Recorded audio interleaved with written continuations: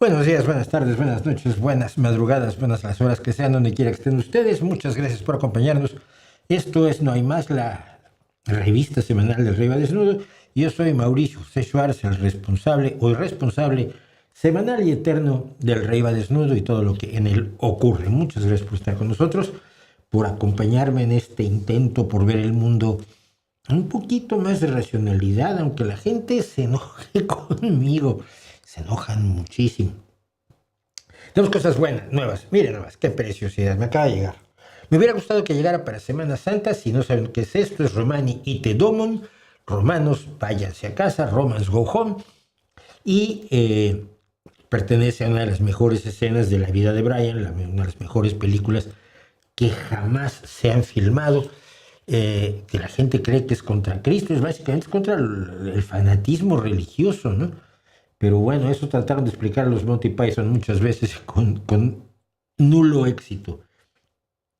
Pero es una de las mejores escenas cuando Brian, que escribe Romanos váyanse a casa, y un centurión lo descubre pateando la gramática latina y por lo tanto lo hace corregir precisamente en vez de Romani eunt domus, Romani eunt domus, lo corrige, le dice que use bien el dativo y el acusativo y las declinaciones del latín que lo hacen absolutamente infernal para que diga correctamente Romanos váyanse a casa, Romani ite domum. Una maravilla. Por cierto, siempre me ha parecido muy raro que siendo considerada una de las mejores películas de la historia de la humanidad, la vida de Brian, no se considere a Terry Jones, su director, y el que hace el papel de la mamá de Brian, no se considera a Terry Jones como uno de los mejores directores del mundo, que sería lo lógico. Dirigió Monty Python y el Santo Grial, que a alguien se le ocurrió ponerle por aquí Los Caballeros de la Mesa Cuadrada, que pues, en épocas en que se fumaba mucho, ¿no? Y dirigió, no me acuerdo si dirigió el Sentido de la Vida también, Brian Jones, pero dirigió la vida de Brian. Hay directores que viven del prestigio de películas muy inferiores a la vida de Brian. También tenemos esto que no sé qué es. No sé si es un Dementor o un Nazgûl o simplemente un vigilante oscuro. Pero me gustó, y esto es de las cosas que la gente que está haciendo impresiones en 3D vende. Bueno, este Darwin también es de esos de impresiones en 3D, de gente que hace sus pequeñas impresiones en 3D y tiene su pequeño negocio.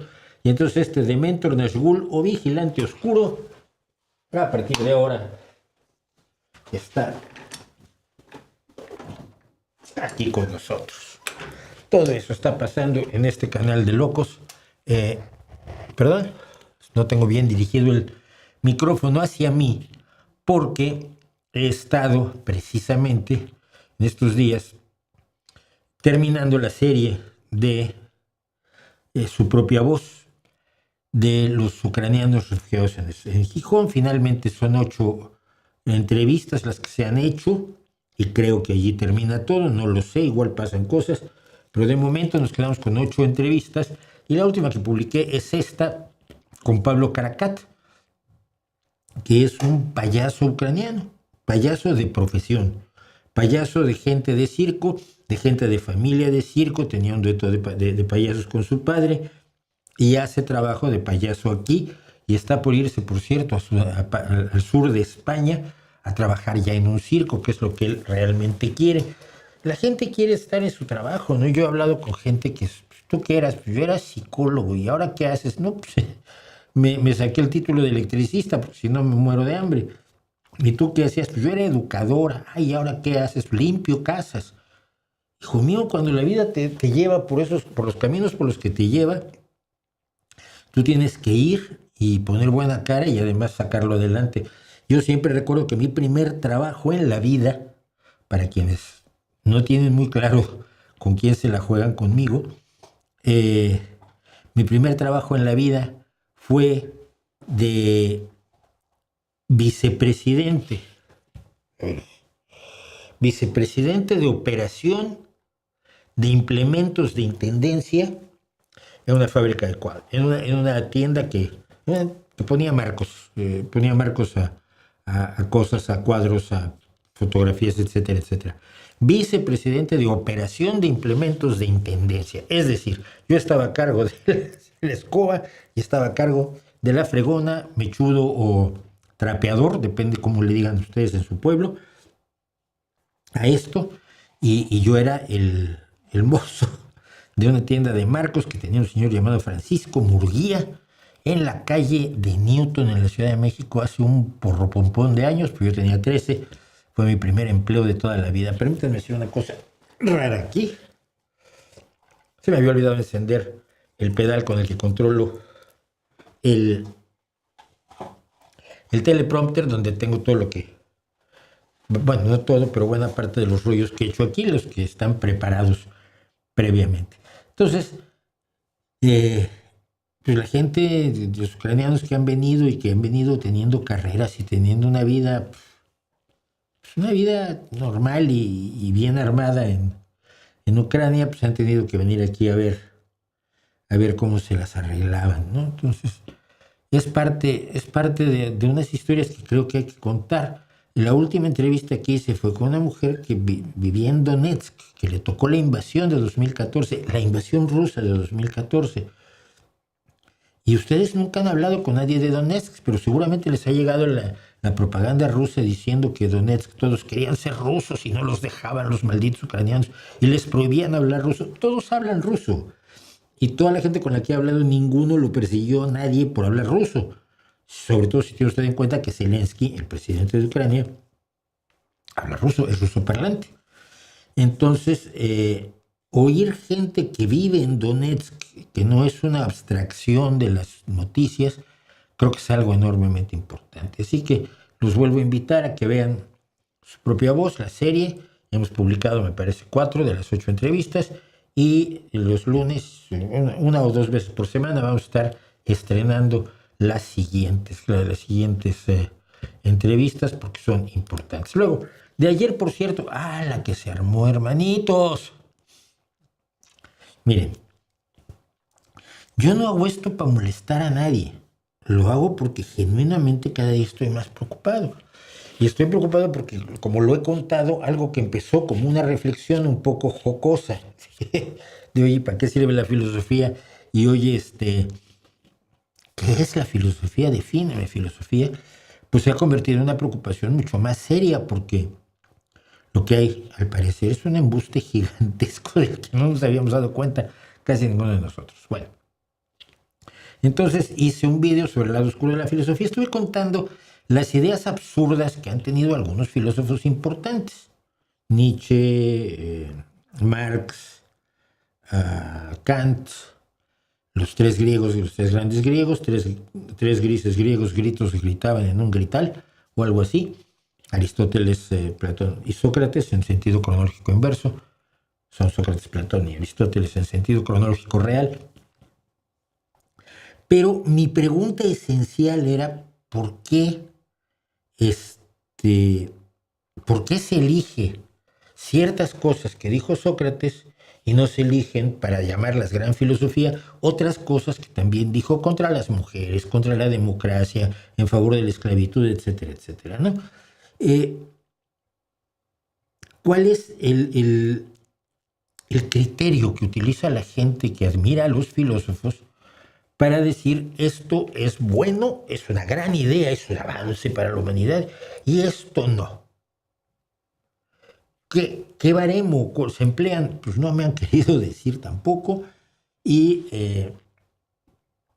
eso sí, llevamos más de 210 comentarios. Lo publiqué ayer, más o menos a esta hora. Lo publiqué ayer a las 5 de la tarde o 6. Son las 7 del día siguiente. Y 210 comentarios o más están en este momento. Y casi todos diciéndome cosas horrorosas a mí. Es decir, nadie está respondiendo a la pregunta real que hace el video. Todos me insultan o me dicen que tengo que leer filosofía, que soy un ignorante. Ya lo veremos en los comentarios. Traje algunos comentarios del lado oscuro. Pero ¿cuántos dice ahora? Sí tengo, dice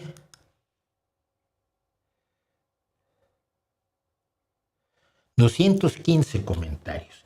La gente se enoja muchísimo conmigo. Yo no sé si sea lógico que se enojen tanto conmigo, pero bueno, así es esto.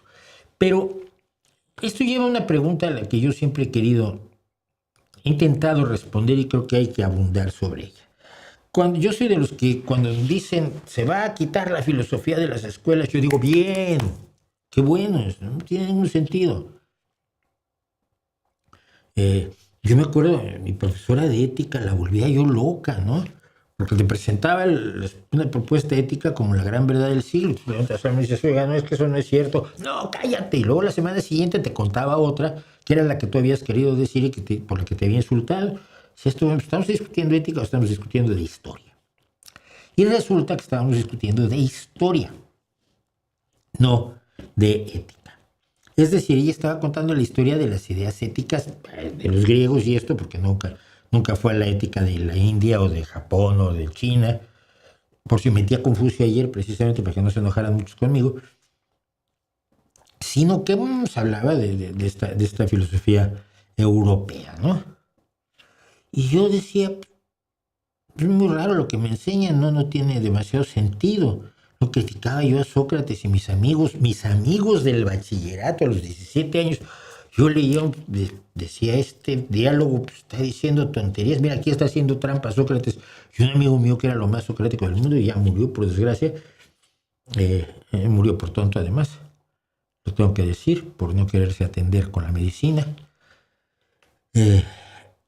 Se iba a atender con medicina china.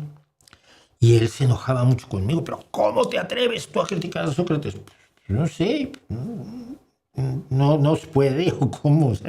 ¿Es sagrado? ¿Qué pasa? Cosas muy extrañas. Entonces, ¿qué enseñar en lugar de filosofía? Esa es la pregunta que muchos me piden que responda. ¿Quieres sacar la filosofía? ¿Cómo les enseñamos a pensar a los niños? Yo, mira, la filosofía no me enseñó a pensar. A mí quien me enseñó a pensar en realidad fue la comprensión de los métodos de la ciencia y de la aproximación a la realidad buscando datos que pueda validar cualquiera. Es decir, si yo te digo pues, dos cosas, descontando la fricción del aire, una bola de 1 kilo y una bola de 10 kilos caen exactamente a la misma velocidad, no importa lo que haya dicho Aristóteles. Lo puede confirmar cualquiera. Las leyes de la refracción, las leyes de la difracción, de la óptica de Newton, las puede cualquiera de ustedes, con 4 cositas, puede sustentar o validar o confirmar las afirmaciones de la ciencia, mientras que las afirmaciones de Sócrates o de Kant o de Nietzsche no se pueden, ¿no? Te las tienes que tragar o rechazar. Entonces ya te adscribes a una escuela filosófica. No, es que yo soy idealista y por lo tanto los materialistas son imbéciles. ¿Y qué dicen los materialistas? Que los idealistas son imbéciles. Vaya. ¿Y el mundo existe el mundo real o existe el mundo fantástico? No, pues existe el mundo real. Bueno, entonces no es filosofía, es ciencia. Ese es el tipo de cosas que a mí me ayudaron a pensar. Entonces, ¿qué impartiría yo en lugar de filosofía? La historia del pensamiento humano. Contaré cómo la filosofía y las religiones buscaron cosas que no encontraban y que no tenían forma de encontrar. Buscaban conocimientos profundísimos, pero que era como querer ser corredor de Fórmula 1 sin coche, ¿no? Mientras por allí, alrededor de ellos, se desarrollaban algunos conocimientos sólidos, reales y valiosos, ¿no? Podría, por ejemplo, mientras Sócrates y Aristóteles y Platón decían esto y lo otro, lo más allá, Eratóstenes midía la circunferencia terrestre, y Ictinio, Calícrates y Fidias entendieron la óptica y diseñaron el Partenón de modo asombroso. El Partenón no son paralelas las columnas, el Partenón, el basamento es curvo, pero no se ve porque ellos entendían cómo funcionaba el ojo humano y cómo funcionaba nuestra apreciación de la arquitectura y adaptaron la arquitectura para que se viera como se debería ver y no como es en realidad, porque si la hacían como es en realidad, entonces se vería rara. Y así diseñaron el Partenón, y cualquiera que vaya al Partenón dice fue brillante. Pitágoras y la música y las matemáticas, los ingenieros romanos, los matemáticos islámicos. Creo que se puede contar cómo mientras una forma de pensamiento chapoteaba en la nada, otras formas del pensamiento creaban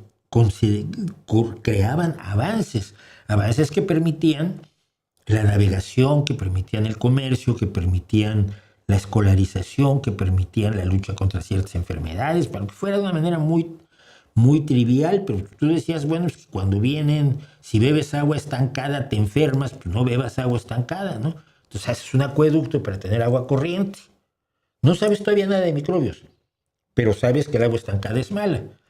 Y esto es independiente de que Galeno, Hipócrates y otros dijeran, no, las enfermedades las provocan, no, los humores, no, los dioses, no.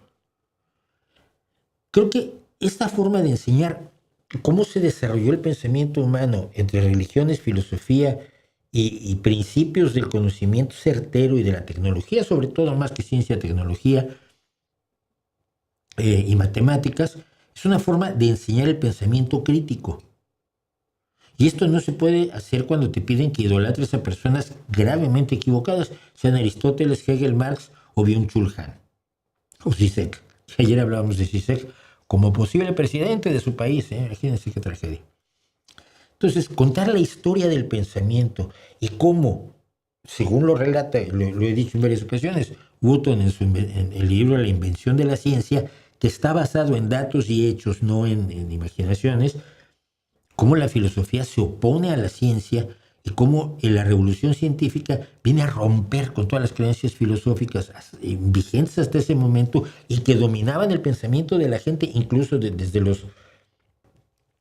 el Papa y los jerarcas católicos que más o menos, los jerarcas cristianos que más o menos estaban informados y leían libros viejos, hasta los vasallos y campesinos de la época, ¿no? Y cómo la ciencia viene a revolucionar todo y nos da otra forma de ver el mundo, y una forma de ver el mundo que deberíamos tener en cuenta con mucha más seriedad que las creencias, sean filosóficas o religiosas. Yo daría una historia del pensamiento, así una historia crítica del pensamiento para llevar a los alumnos al pensamiento crítico antes que a la admiración. ¡Ay, qué genial era Fulanócrates o Funotóteles! Porque al final, insisto, si hay una buena idea, no es que sea la filosofía la que produce buenas ideas, porque esas ideas las obtienes sin estudiar filosofía y muchas personas lo han hecho, ¿no? Eso es lo que yo enseñaría. Por supuesto, hay muchísima gente que se va a volver a enojar conmigo. ¿Y qué le hacemos? Les pido apoyo. Estamos en la calle. Odio hacer esto. Necesitamos apoyo económico, ya sea en Patreon, que es el logotipo que está arriba a la izquierda, esa especie de ameba negra, donde una serie de personas a quienes les agradezco muchísimo con toda el alma, cada mes hacen una pequeña aportación o una aportación más sólida, gente que paga 1 euro, 3 euros, 5 euros, 20 euros, pero hay gente que durante 6 años ha estado dando 20 euros al mes. 20 euros al mes son 240 euros al año, y después de 5 años ya son 1,000 euros, ¿no? Entonces no hay aportación pequeña. Y hay gente que aporta mucho más. Algunos de pronto no pueden, se bajan de categoría, pero como quiera que sea, a todos les agradezco muchísimo el apoyo, pero necesitamos más apoyo en Patreon y necesitamos, si no, el apoyo en PayPal, que es una aportación por una sola vez al canal. Los enlaces tanto de Patreon como de PayPal y el Ko-fi, que ya no lo estoy casi usando, porque no entra dinero por Ko-fi, están en la descripción de este video. Y si ustedes pueden, y si no pueden apoyarnos económicamente, recomiéndenos. Si les gusta el canal, recomiéndenos con sus amigos, con su familia, con su mamá, con sus hermanos, con sus hijos, con sus compañeros de trabajo. Díganles que pues, aquí se piensa, igual les interesa. Si a ustedes no les gusta el canal, recomiéndenos con sus enemigos para que sufran. ¿Ok? Eso es lo más que puedo decir. Muchas gracias y vamos a ver qué tenemos por aquí. Me dicen, ¿conoce al nuevo director de la NASA, Jared Isaacman? No. ¿Qué opina de él? Pues nada, si no lo conozco.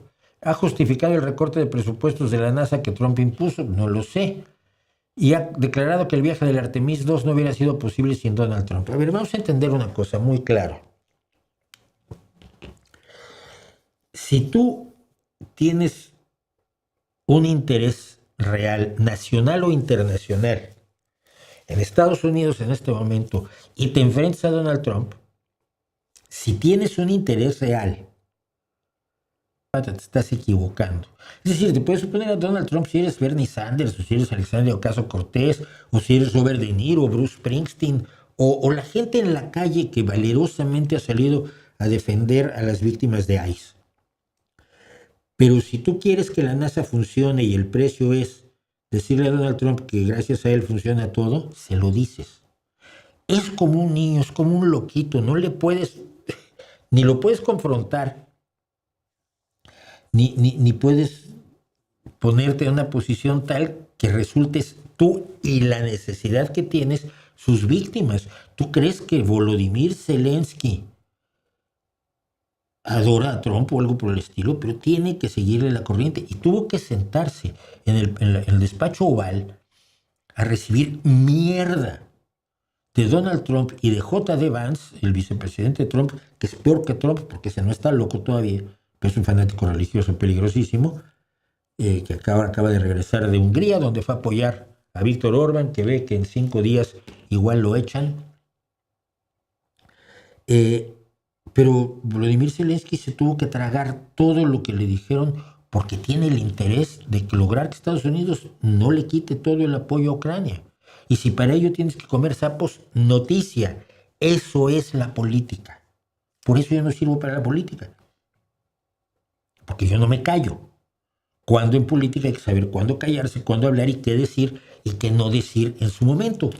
Por eso yo sirvo para escribir cosas que me piden gente que está en política. Hoy un discurso sobre esto y esto y esto. No, te lo hago encantado de la vida.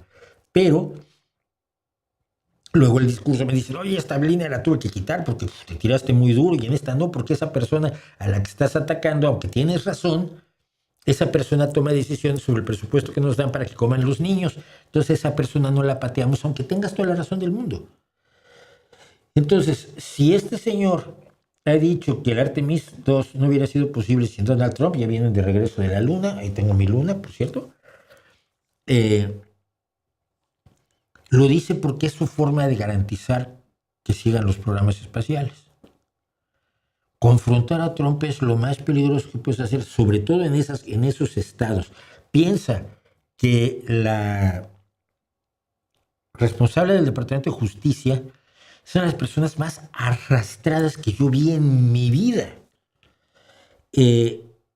Pam Bondi. Pam Bondi declaró un día que habían logrado capturar 22 millones de pastillas de fentanilo, lo cual había salvado a 22 millones de personas. Considerando que murieron 70,000 por fentanilo el año pasado en Estados Unidos, más o menos, pues se está exagerando un poco, ¿no? Pero no decía nosotros, decía, así Donald Trump ha evitado que mueran 22 millones de personas. 2 días después eran 29 millones. Poco tiempo después declara, y está en las declaraciones ante los medios, que Donald Trump había, con esta acción del Departamento de Justicia, deteniendo, decomisando 22 millones de pastillas de fentanilo, se habían salvado 129 millones de personas y unos días después eran 340 millones. No, creo que eran 200 algo millones. A ver que en Estados Unidos no hay tantos. En Estados Unidos no hay tantos. No había ser más arrastrado que Pam Bondi, pero no realizó las venganzas que exigía Donald Trump y la echó. Y el que está ahora de interino ha dicho que él va a ir contra toda la gente que va contra Donald Trump, contra todas las personas, porque es su obligación. Entonces ya sabes, si te metes con Donald Trump y tienes cierta posición de poder o necesidad o responsabilidad en Estados Unidos, te va a acabar, te está echando encima el Departamento de Justicia en venganza absoluta. Entonces yo entiendo perfectamente que el director de la NASA diga, es que, bueno, si Donald Trump le dijo a la gente cómo pilotar el avión, el Artemis, va a decir lo que sea para salvar a la NASA y para salvar el Artemis. Mira, también, porque lo vi ayer y no lo podía creer. Parece que está fingido. Habló Donald Trump con los 4 astronautas del Artemis. Y les empezó a explicar cómo había sido el programa Apolo. A 4 astronautas, que son los seguidores, la nueva generación de lo que se logró en el programa Apolo. Y Donald Trump no tiene idea de cómo era el Apolo, pero se los explicó. Y luego al canadiense le dijo que él quería mucho a Canadá y quería mucho al primer ministro de Canadá, al que a Carney le ha pegado hasta con el gato Donald Trump, lo ha insultado de todas las maneras posibles y por supuesto insistieron en que Canadá sea el estado 51 de los Estados Unidos. Y luego le decía que no, que todo era maravilloso entre Estados Unidos y Canadá. Se lo decía al astronauta canadiense y el astronauta canadiense no respondió, no sabía ni qué responder, tenía el hígado entre las muelas. Estás tratando con un psicópata real, no es un insulto, estás tratando con alguien que tiene un problema psicológico absolutamente grave y por lo tanto entiendo perfectamente que haya hecho eso. Antonella Ventura, buenas tardes. ¿Qué tan viable puede ser una reforma en la ONU que establezca como mínimo 3 vetos para que el veto se haga efectivo? Si no puede quitarse el derecho a veto del P5, al menos limitarlo o complicarlo. Sí, no sé si sea viable. Sé que es necesario. Estaría de acuerdo contigo en que es necesario. Si es necesario reorganizar el orden internacional que ha demostrado debilidades horribles junto a una ultraderecha reorganizada. Lo hemos hablado aquí con Jonás Fernández sobre el problema del grupo de los patriotas europeos, de la ultraderecha insertada en el Parlamento Europeo. Y por supuesto de tener a bestias como Vladimir Putin pudiendo vetar resoluciones del Consejo de Seguridad, no tanto de la Asamblea General, pero sí del Consejo de Seguridad. ¿Hay que hacerlo? Sí. ¿Cómo? No sé. Primero tenemos que ganar la lucha por la democracia. Una vez que ganemos el enfrentamiento por la democracia, y creo que allí vamos, será necesario adoptar una serie de nuevas, de renovaciones y de cambios en las relaciones internacionales y en el esquema legislativo mundial para salvaguardar precisamente ese sistema legislativo. No olvidemos que toda legislación tiene algo de fantasía. Es decir, yo respeto las leyes porque me conviene y porque fijo que son verdaderamente importantes. Y los legisladores las hacen creyendo que son importantes, pero en realidad no lo son. Los delincuentes te lo demuestran con frecuencia, ¿no? Las leyes no impiden una serie de acciones. Nos ponemos de acuerdo en ficciones fantasiosas. ¿Cómo debe ser un contrato para que estén resguardados los intereses de las 2 partes o las 3 partes contratantes? Y hay un fenómeno de fantasía allí o de simulación acordada de decir que, toma, estos son papeles, no quiero papeles, pero cada papel son 100 euros porque estos son dinero. No, entonces sí quiero papeles. El dinero es una fantasía, es una representación de valor que en sí mismo carece de valor. Y en ese sentido, la legislación internacional que se estableció después de la Segunda Guerra Mundial tiene esta característica de que funciona cuando todos la respetamos. Cuando tienes a un Putin o cuando tienes a un Donald Trump, cuando tienes a un Orbán, dejan de funcionar las leyes. En el caso de Trump y de Putin y de Orbán y de Morena en México, y lo que está intentando hacer Milei hoy en Argentina, es destruir las bases de ese acuerdo, de esa especie de contrato comunitario para establecer relaciones mucho más autoritarias, donde en vez de que la legislación internacional sea la forma en que los seres humanos se traten, las naciones se traten sin tirarse de cañonazos, no, que sean nuevamente la fuerza y los cañonazos los que decidan la resolución de conflictos o en desacuerdos en el mundo. Entonces tenemos que rescatar la democracia primero que nada. Yo espero que lo lograremos. Enrique Torres, 92-94, ¿alguna vez cambiaste de parecer en alguna de tus ideas? Muchísimas. Tengo muchos años, ya pude meter la pata en muchas cosas. y metí la pata en muchas cosas y yo soy de los que necesariamente, sin ser nunca marxista, creía en el sueño cubano, ¿no? Un poco al paso de los años, sí, cuando yo tenía 16 años decía, joder, con lo mal que está América Latina y lo bien que me dicen que está Cuba, pues deberíamos estar como Cuba todos, ¿no? Pasan los años y dices tú, a ver, no, pues que lo de Cuba no está pasando lo que te dicen, sino está pasando otra cosa. Y aparte está pasando todo esto que no te cuentan. Y yo me acuerdo que a un compañero de un partido de estos de Cuba, que linda es Cuba, le preguntaba yo, oye, mira, si llegan, digamos, televisores a la fábrica, ¿los televisores se les dan a los trabajadores más fieles al partido o se los dan a los trabajadores más eficaces, a los mejores trabajadores? Dice, bueno, pues se busca que sean los mejores de los que son fieles al partido. Y dije, no, ya empezamos aquí con muchos problemas. Porque yo nunca a un buen trabajador le negaría una bonificación, como sería un televisor, porque tiene pensamiento de derecha. Pues mira, chico, tienes libertad de pensamiento. En mi mundo caben ellos, en su mundo no quepo yo. Entonces, a lo largo de mi vida he cambiado muchísimas ideas, creía yo.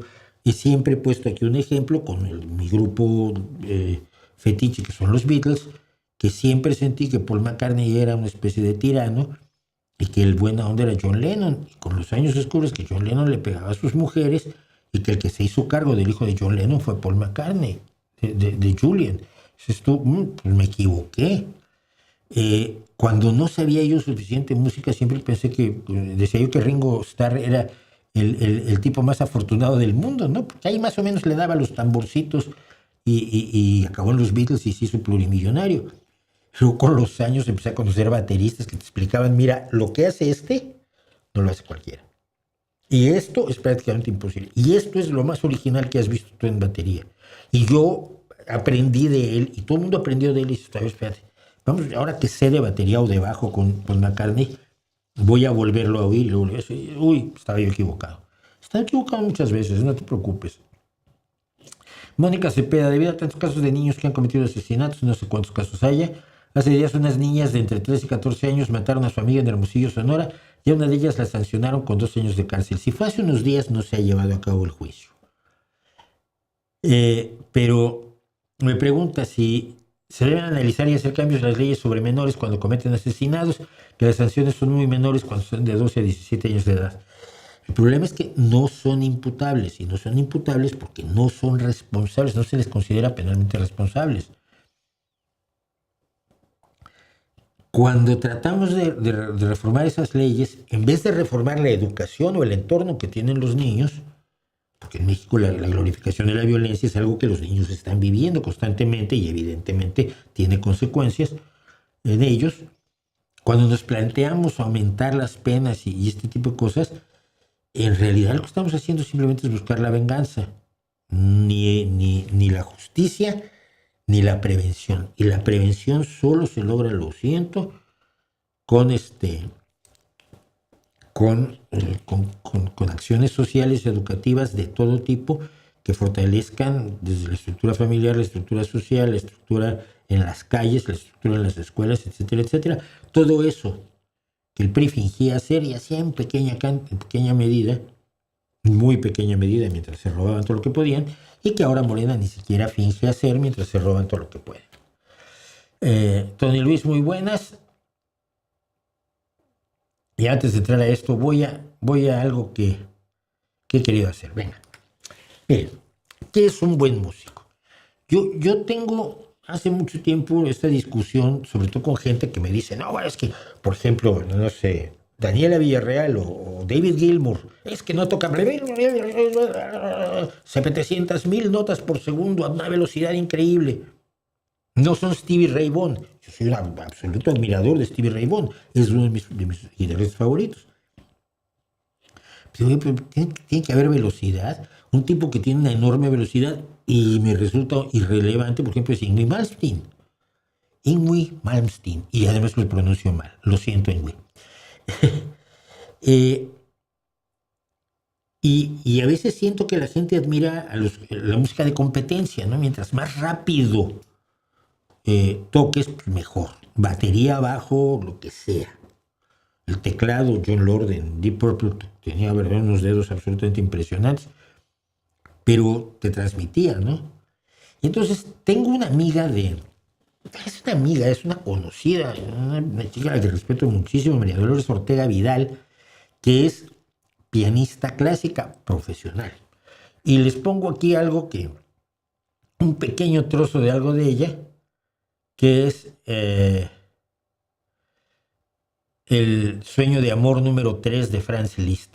Simplemente para que se den una idea de a lo que se dedica ella, porque esto da recitales, da conciertos con orquestas y por supuesto, como todos los músicos, da clases de música.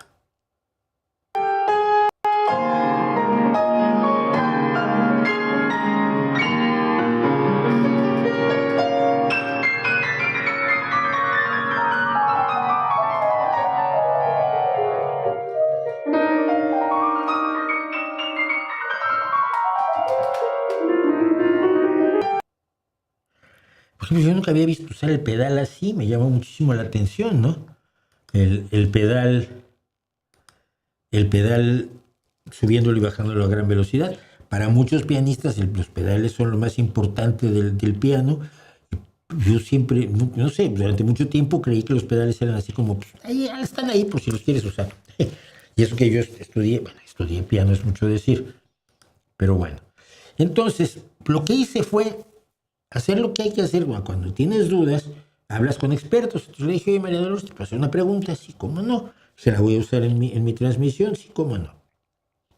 Lo que le escribí, como digo, es amiga en Facebook, no la conozco en persona, espero algún día conocerla en persona. Ella es de Murcia, está en el sur, yo estoy en el norte, pero bueno.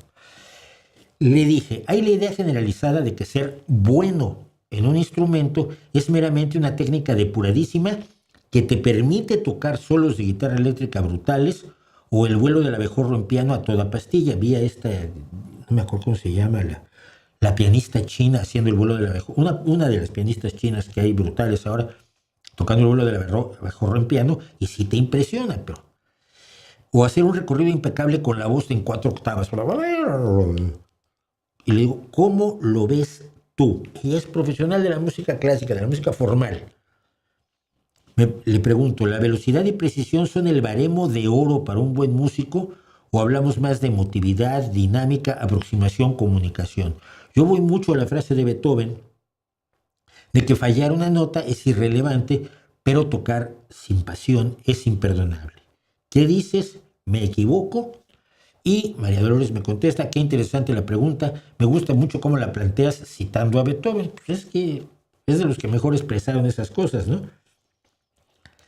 Dice, ¿sabes que ya desde épocas tempranas, especialmente en contextos más escénicos como el de juglares o trovadores, el intérprete reunía varias cualidades, conocimiento, expresión, presencia, casi como un retórico en el escenario capaz de comunicar y hechizar de alguna manera? La técnica es importante, claro, porque te da libertad y te permite no estar limitado según lo que quieras expresar o el repertorio que abordes, pero no es lo determinante y ahí coincido contigo. Todo esto son palabras de María Dolores Ortega Vidal. Se puede tocar muy bien técnicamente y no decir demasiado. Malmsteen. Al final, creo que lo que realmente llega es una combinación de varios factores. Una buena técnica sin necesidad de ser exagerada, pero sobre todo intención, sonido, imaginación musical y capacidad de comunicar. Y también influye mucho, nos dice, el tipo de sensibilidad de quien escucha. Hay quien conecta más con lo pasional y expresivo, pero también hay quien prefiere algo más contenido, emocionalmente minimalista o más sofisticado. Ambas formas pueden ser igual de válidas porque la expresión no se percibe con la misma intensidad.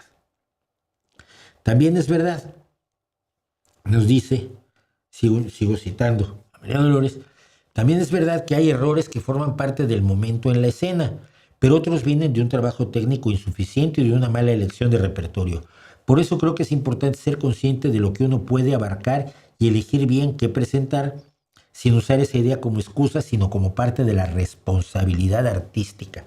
La idea de la responsabilidad artística a mí me parece absolutamente relevante, me parece una palanca importante.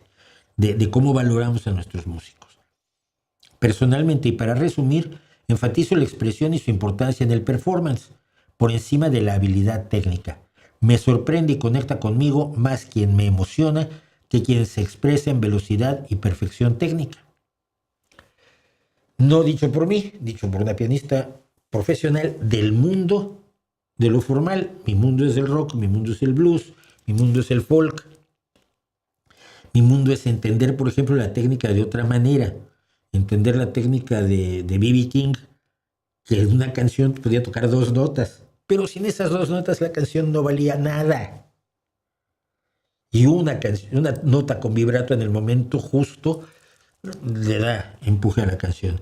O algo que leía yo el otro día sobre cómo Alejandra Villarreal de The Warning responde a los puntos que Geddy Lee, el bajista de Rush, y por supuesto uno de sus compositores, junto con Alex Lifeson, los creadores de la música, le impone a los bajistas. Y una de ellas, por ejemplo, es la claridad. No es que toques a toda velocidad, pero es que cada nota esté en su lugar y no se emplasten unas notas con otras. Era una de las cosas que decía Geddy Lee, y señalaba el experto al que yo estaba viendo cómo se ajusta perfectamente. Tiene un fraseo absolutamente fuera de serie, Ale, aunque no te toque las maravillas complicadísimas que tocaba, por ejemplo, John Entwistle de los Who. Así que pues eso es lo que nos dice una profesional, y con ello los dejo. A ver si con eso terminamos ese debate. La verdad no lo creo. Ay, no, eso no tiene nada que ver. Por cierto, una cosa interesante. ¿Cuánto sé de geografía mundial? No sé cómo fue que el otro día alguien dijo cuántos países puedes identificar en un mapa, ¿no? ¿Qué porcentaje? Y yo dije el 25%. El 25% de unos 200 países, pues unos 50, 49, 48 países. Pero luego me tiré al ruedo diciendo que tengo un conocimiento mayor que la de la mayoría de la gente de África. Mentira. Mentira. Era una alucinación mía absoluta. Porque lo hice. Hice un mapa sin nombres. Lo bajé de Wikimedia Commons, que es la fuente de muchas de las ilustraciones que yo utilizo. Bajé un mapa y puse a poner nombres. Entonces, el resultado es el siguiente. Primero puse aquellos de los que estoy seguro. 52. Fíjate, ya era más del 25%. Fallé uno. O sea, 51 eran correctos y uno estaba mal. Luego marqué 30 con dudas. No que me los estuviera yo inventando, porque eso hubiera sido ya trampa. Y más o menos ahí, pues, por ahí andaba, ¿no? Tayikistán, por ahí andaba. Pues, si no tengo idea dónde está, no tengo idea dónde está. Pero creo que estoy casi seguro de que Etiopía y Somalia están en el Cuerno de África. Pues es otra cosa. Hice 30, marqué 30 nombres con dudas y fallé 12. Con lo cual me quedé con 18 con dudas y con 51 con certeza. En total logré identificar en el mapa 69 países, para mi vergüenza, y sobre todo para mi vergüenza que respecto de la mentira gordísima que dije respecto de África, porque cuando me vi ante el mapa de África dije, si el norte lo conozco, Sudáfrica está allí, Zimbabue está allí, el Cuerno de África, pues Etiopía y Somalia, y el resto misterio. No intenté Ruanda, porque sé que Ruanda es un país mediterráneo, es decir, que no tiene salida al mar, y no la puse donde no era, ¿no? Entonces, total, eso es lo que sé en realidad de esta cosa absurda que es el mapa de nuestro mundo con todos sus países. En América acerté todos. Bueno, América sin contar el Caribe, porque si te metes al Caribe, a las Bermudas, y empiezas a tener problemas, ¿no? En Europa no tuve problema, pero al entrar a Asia y Asia Central, absolutamente muerto. La India, Nepal, China, sí, los más obvios, pero no. Medio Oriente, pasé raspadito. Oceanía, Indonesia, Nueva Zelanda y Australia y los demás, pues no sé.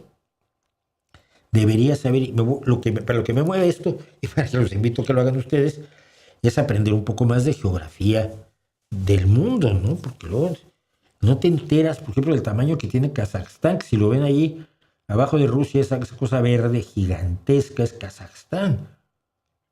Y es brutal. Es un tamaño enorme y por supuesto eso implica todo un montón de cosas en cuanto a muchísima gente que vive allí, a una tradición cultural, a una historia, etcétera, etcétera, de la que estamos aisladísimos. Ya no les hablo de Turkmenistán o de Tayikistán o de Chechenia. Entonces creo que debemos estudiar más geografía. Y yo pensaba que sabía más geografía de la que sé, hermanitos. Así que estamos allí. Dice Wrestling 3462, recuerdo cómo vaticinó el declive de Vox, como le pasó a Ciudadanos, pero no me imaginaba que sucediera tan rápido. Todavía no sucede, pero va en camino. ¿Cree que ha sido culpa de Abascal usando el partido como su lucha particular? No. Creo, el problema con los partidos populistas es que te venden un producto que no tienen y quieren introducir, implantar el producto que sí tienen del que no hablan. Mira, Vox ofrece la lucha contra los inmigrantes porque ha afirmado que son los inmigrantes los culpables de las cosas que cuando la gente no llega a fin de mes en España o cuando los sueldos no son lo suficientes, nunca son suficientes los sueldos. Que todos los problemas son culpa de los inmigrantes. Y entonces, bueno, cuando un inmigrante comete una violación, por poner un caso, ahí está, los inmigrantes todos son violadores, pero la gente se da cuenta que igual no es cierto, ¿no? Igual, pues el chico colombiano con el que trabajan y el marroquí que reparte las cosas de Amazon y el chico negro que ahora está de prácticas en la carnicería de Alimerca donde compro yo y no son precisamente violadores ni asesinos ni ladrones, ¿no? Pues gente que viene a ganarse la vida como ha hecho el ser humano toda la vida. Cuando en tu lugar no hay para comer, pues vas a buscar donde hay que comer. Y patria, hijos míos, patria es el lugar donde te ponen de cenar. Punto. Entonces, el tema de los inmigrantes, que tiene mucho golpe, cuando te dicen a los que llegan ilegales les dan 3,000 euros al mes y a tu abuela solo le dan 400 de pensión. Es que hijos de puta. Pero no, espera, no hay abuelas con 400 de pensión. No las hay. Las pensiones no contributivas en España, es decir, las pensiones a gente que nunca aportó a la seguridad social, son mucho más altas que esas. Y por supuesto los ilegales llegan y no les empiezan a dar dinero. No es verdad. No les dan empleos. No puedes emplearte si no estás legal, si no tienes permiso de trabajo, o eres explotado por un miserable que te tiene trabajando más horas de las debidas por un sueldo de mierda, abusando de tu situación. Entonces, la narrativa fundamental de Vox, la narrativa racista, no es que tus patrones no te paguen bien, no es que te estén explotando, no es que no esté rengueando la sanidad pública porque los ricos no pagan sus impuestos y luego si el gobierno es del PP, pues el dinero de la sanidad pública se lo da a la sanidad privada, como en Madrid se lo dan a Quirón. No es que estas cosas que están a tu alrededor son las que te joden la vida, no, son los inmigrantes. Ese discurso tiene poco recorrido. Al cabo del tiempo la gente empieza a sospechar que por ahí no van los tiros. Punto uno. Es decir, sí queda un remanente de gente que fundamentalmente odia a los inmigrantes y usa a Vox como herramienta o como arma para perseguir a la gente que tiene acentos raros o color de piel extraño o costumbres desusadas, etcétera, etcétera, ¿no? Incluso ucranianos. Aquí vamos a ver pronto una entrevista con alguien que decía pues que a mí me han dicho vuélvete a tu país. Muchas gracias. Entonces, por un lado tienes ese problema de Vox. Por otro lado, tienes el tema de que la gente que ha salido de Vox está diciendo lo que ya se sabía, ¿no? No me acuerdo con quién fue. ¿Quién fue? Olona, me parece, creo. Que salió de Vox diciendo es que es un partido sexista. Y dices, hija mía, a ver, o sea, ¿cuánto te tardaste? ¿Cuánto te tardaste en darte cuenta de lo obvio? Es un partido racista, es un partido sexista, es un partido que privilegia el poder, es un partido profundamente basado en el odio y el miedo. Entonces, siento que la salida, además de muchos líderes, han salido los principales fundadores, igual que le pasó a Podemos. Se han salido los principales fundadores, pero además están hablando de cómo Abascal los engañó, y esto ayuda a que Vox no vaya creciendo como se temía que creciera. Eso es independiente de que Abascal, que no ha trabajado un día en su vida, y ha vivido siempre del gobierno, generalmente el gobierno del PP, hasta que los dejó para hacer una cosa más extremista que el PP, que esté utilizando el partido como su negocio. Si el otro día se lo puso verde preguntándole Pedro Sánchez, ¿no? Pues tenemos entendido que uno de sus asesores gana 27,000 euros al mes. A ver, el presidente gana creo que 80,000 o 90,000 al año. Entonces, si un asesor de Vox gana 27,300, 27,600 al mes, le preguntaba a Pedro Sánchez cuánto gana el asesorado, cuánto gana usted, porque usted no nos ha dicho cuánto gana. Y esta se reía. No va a decirlo nunca. Y la gente se da cuenta.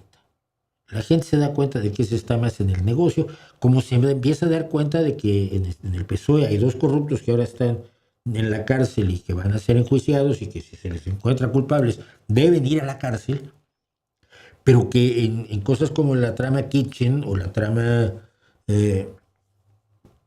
¿cómo se llama? La Gürtel, estaba implicada toda la cúpula del Partido Popular. Es decir, no era una cosa específica de dos traidores, como los que al parecer son, no se ha demostrado hasta que se enjuicien, Ábalos, a Coldo y al que era el secretario de organización del PSOE, sino que están empapados todos porque se han repartido el dinero todos y ahora se está declarando. No es que a mí me dijeron que quitarle el nombre de Rajoy de los que recibían dinero por fuera.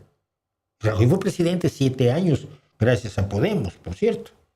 Entonces, gracias a los orígenes de Podemos. Entonces, siento que por allí van los tiros de la caída de Vox y de la caída de Podemos, que ha sido absolutamente espectacular, ¿no? El otro día hice un Substack precisamente sobre el desastre de Podemos, que si tenemos tiempo hoy lo leemos y todo bien. ¿Qué más me dicen? Dice Kenneth Montero, -Y9Z. ¿Cuál es su perspectiva del deísmo? Ha sido crítico de las religiones, incluso de los dioses de las mismas, pero ¿es posible la existencia del Dios filosófico? No lo sé. Mira, cuando tú defines un Dios de tal manera que no sea posible someterlo a prueba, es como si no existiera. Es el dragón en el garaje de Carl Sagan, ¿no? Un dragón en el garaje, pues lo quiero ver, es que es invisible. Bueno, pues se puede medir su temperatura. No, él vive a temperatura ambiente totalmente. Bueno, pues su respiración, puedes ver cuando hace frío que sale vapor, ¿no? Puedes ponerle talco allí, con el aliento lo mueve. No, que su aliento no sale así como para mover el talco. Bueno, pues tú pones talco y lo haces caminar y ves las huellas. No pesa. Después de un buen rato, lo que te están diciendo es que están planteando un dragón inexistente. El dios deísta es el último recurso retórico para rehuir la dificultad de la existencia de Dios. No, es que hubo una vez un Dios que creó el universo y luego se desapareció. ¿Qué clase de Dios es? ¿Cómo se compara ese Dios? Primero que nada, con todas las demás concepciones de Dios que 13,000 religiones nos han dado a lo largo de toda la historia. Que nos han dado dioses que intervienen en los actos humanos, que generan al ser humano incluso, que establecen reglas para el ser humano, etcétera, etcétera, etcétera, que se comportan. ¿Eso que me estás planteando? ¿Por qué lo llamas Dios? Si no se parece a nada de lo que hemos llamado Dios durante miles de años. Ah, no, pero es el Dios mío, para no creer en ese Dios que no me gusta, me invento este. Vale, no puedo hacer nada más que decirte que es una fantasía. Parece una fantasía. Camina como una fantasía. Hace ruidos como una fantasía. Se desplaza como una fantasía. Caga como una fantasía. Pues eso es una fantasía. Es indistinguible de un Dios que no existe. Salvo que me dices que inventó el universo. ¿Cómo lo hizo? ¿Cuándo lo hizo? ¿Cómo lo puedes demostrar? Ah, no, como ya no interviene. Es una coartada, no es una... A mí nunca me ha parecido un pensamiento serio. Nunca me ha parecido una concepción seria. Me parece una concepción de gente creyente en religiones que quiso salirse, pero no demasiado. No creo en todos esos dioses, pero sigo creyendo en una cosita aquí que más etérea que las hadas, ¿no? Así que nunca me convenció el deísmo.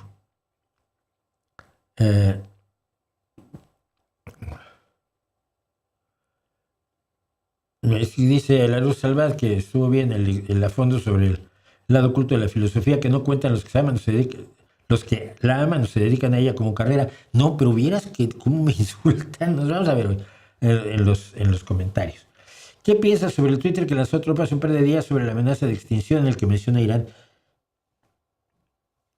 Insisto, no es un hombre que esté en condiciones mentales correctas. Cuando dices que vas a aniquilar una cultura, mira, aunque no tengas intención de hacerlo, aunque no tengas posibilidad de hacerlo, como no fuera a través de un ataque nuclear absolutamente masivo, que destruiría a todos los alrededores de Irán, incluida Arabia Saudita, inclusive, si vamos al mapa, Irán está... A ver, nos vamos a poner aquí. Déjenme. Irán está aquí y si lo destruyes con armas nucleares, pues te cargas por lo menos todos los países a su alrededor, incluyendo Turquía, Irak, Arabia Saudí, Pakistán, parte de la India. Es una locura total. Lo alarmante es que siga habiendo gente a su lado.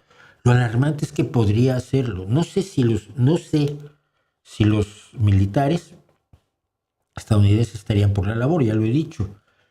Pero el hombre no está bien. No puedes plantear arrasar una cultura milenaria con toda su gente inocente que han sido las víctimas de los malditos ayatolas, con esa frescura, ¿no? Es que es absolutamente alarmante. Y es tan preocupante que hay 4 personas que yo estoy asombrado que se han bajado del barco de Donald Trump, 4 de los peores seres humanos que hay en Estados Unidos. Tucker Carlson, por cierto, siervo de Putin, ultraderechista, racista, antimujeres, antiinteligencia, antidemocracia, una bestia que fue echado de Fox News por extremista.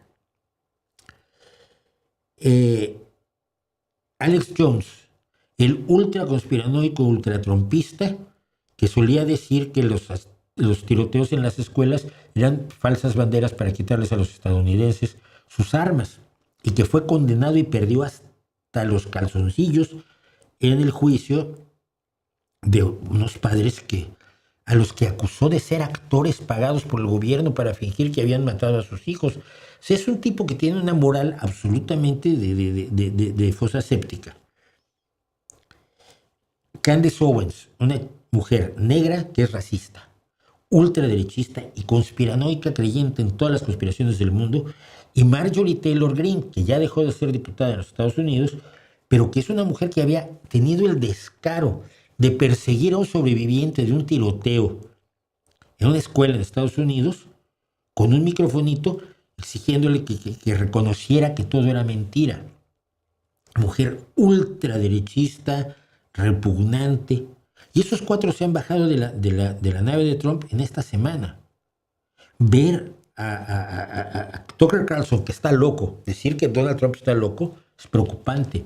Ver a Alex Jones, que es un tipo al que habría que parar, diciendo que hay que parar a Donald Trump, a mí me alucinó por completo. Yo he seguido sobre todo la historia de Alex Jones porque hace muchos años en su InfoWars, sus guerras informativas, difundió los más ridículos, las más ridículas, teorías de la conspiración, y mucha gente le creía, ¿no? Y esa gente, esos extremistas se han bajado de la nave de Trump, así que yo no sé cuánto tiempo le quede, pero si se llega a invocar la enmienda 25 para deshacerse de Donald Trump, que entra al poder automáticamente es J.D. Vance, que es creyente en algo de lo que hablábamos la semana pasada, la idea de que hay que provocar la destrucción para que llegue el arrebato y la segunda venida de Cristo. Así que también no sé si sea posible, pero siempre es posible pasar de la sartén al fuego.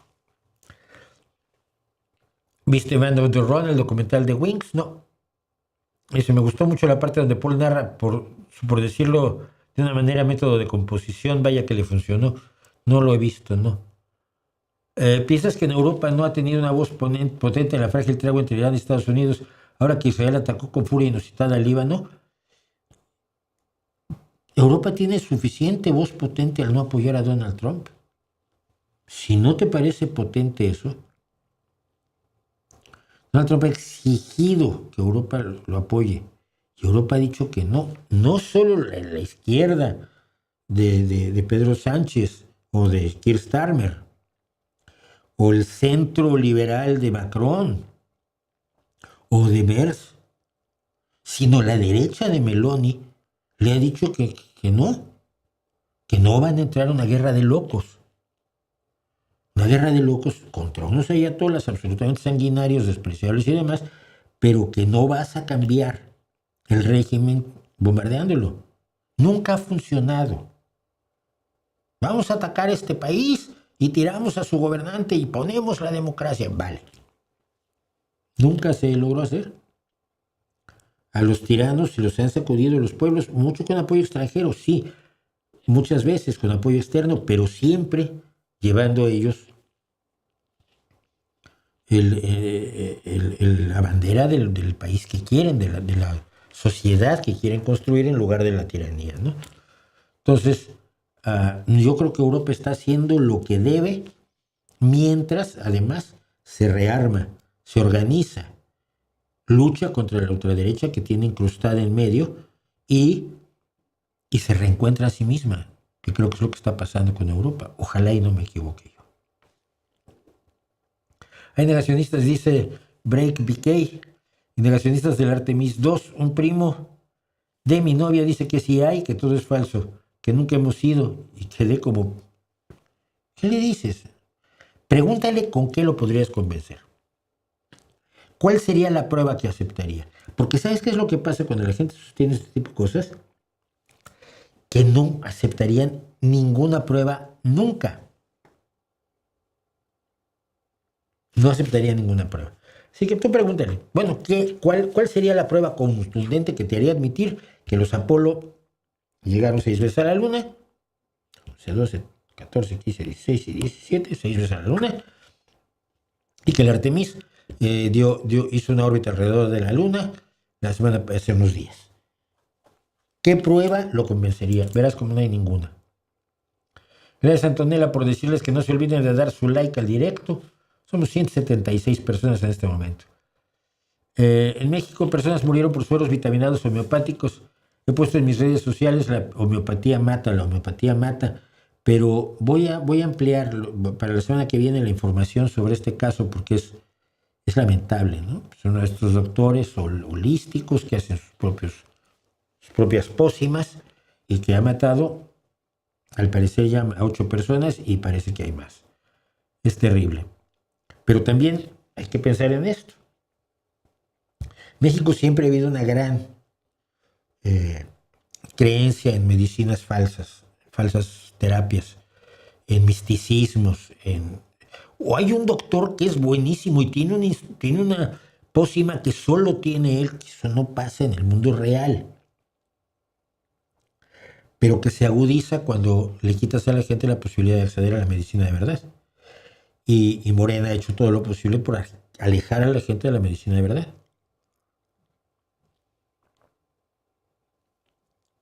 ¿Qué haces? ¿Qué haces?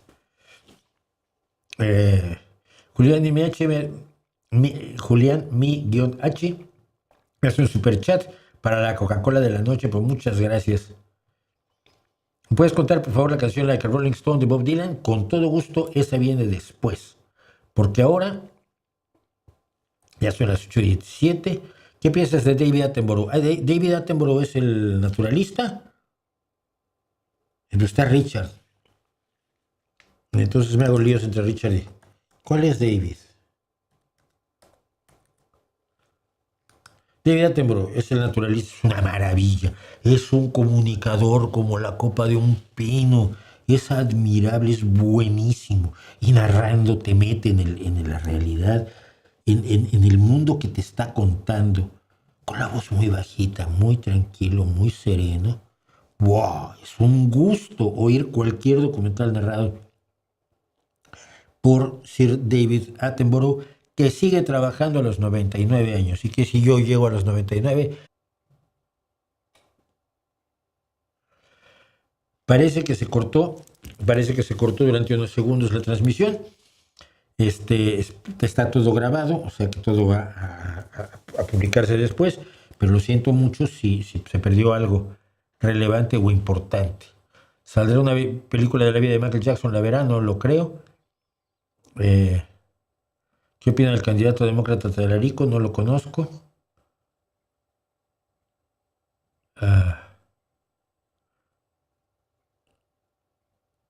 Me piden muchas cosas sobre México y creo que leo lo que pasa en México todo el tiempo. No puedo opinar sobre todo. Es el mismo desastre todo. Es el mismo desastre todo.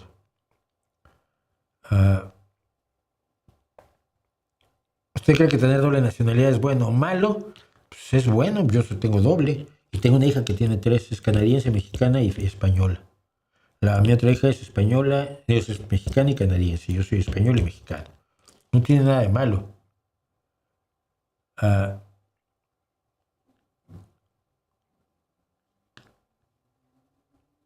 Bueno, sí se cortó esto, pero espero que esté saliendo. Quisiera confirmar que estamos al aire. Perdónenme, pero es que sí estoy preocupado.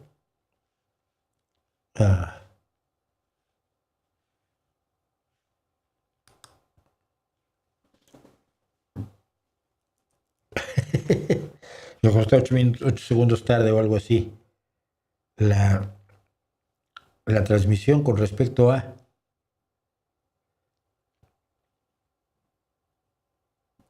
lo que yo veo aquí.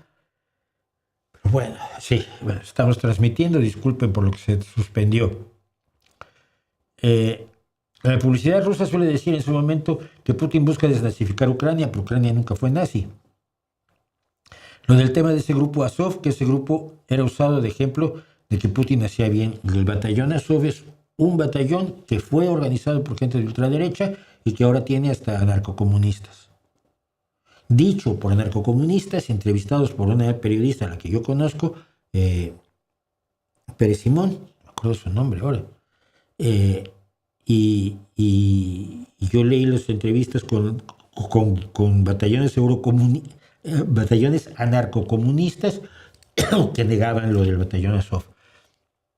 Hay más nazis en el gobierno ruso, hay más nazis en el ejército ruso, y por eso se llamaba Wagner, el grupo que organizó Prigozhin, que sigue al servicio de Putin, grupo de mercenarios, se llamaban Wagner, pues precisamente por Wagner, por la ultraderecha nazi.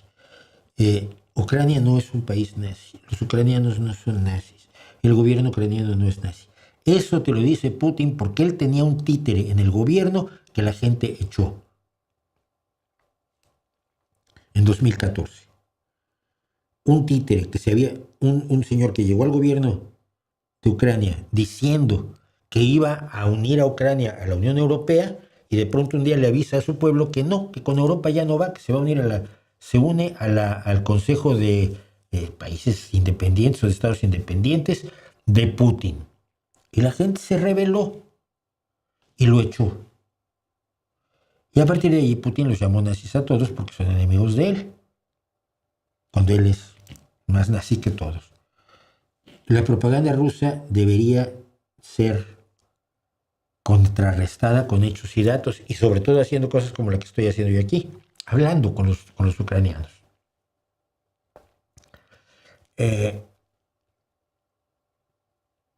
Bueno.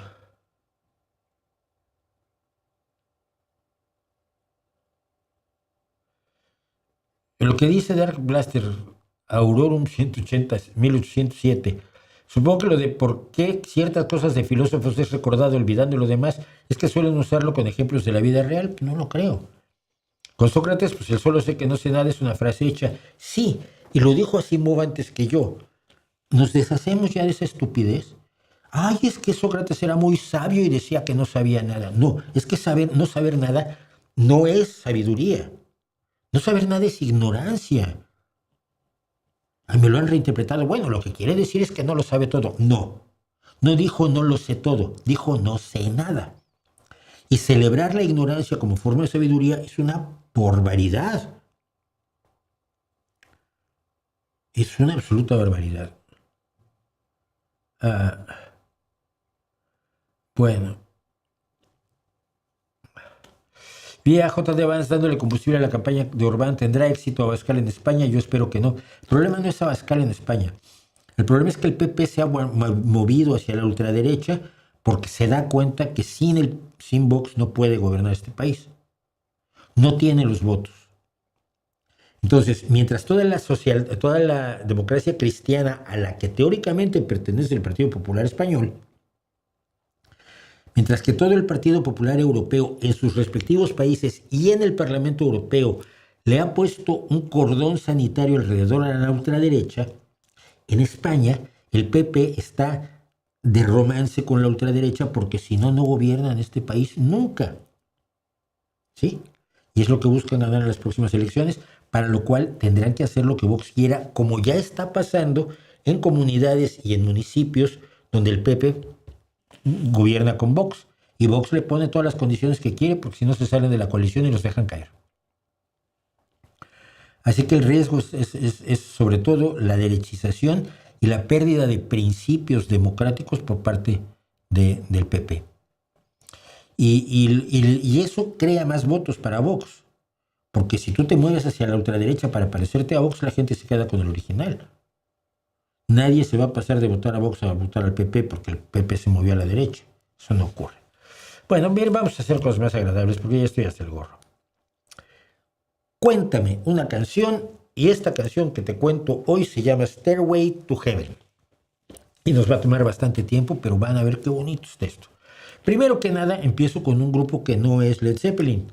Empiezo con estas dos mujeres que son Heart. Ann Wilson, una maravillosa guitarrista. Nancy Wilson, una de las mejores voces del rock. Y dos mujeres, dos hermanas, que hicieron una banda llamada Heart, que fueron de las grandes pioneras del rock, donde no es que seas la cantante del grupo, sino es que es tu grupo.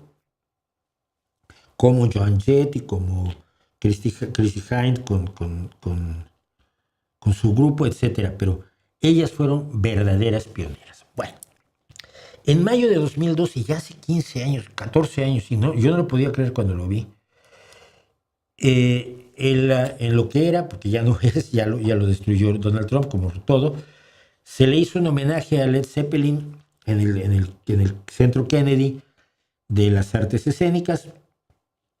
Entonces se le dio un reconocimiento presidencial a los tres integrantes que sobreviven de Led Zeppelin: John Paul Jones, Robert Plant y Jimmy Page, por cierto. para efectos de esto de hoy, tenemos aquí acompañándonos, tenemos que no haga ruido.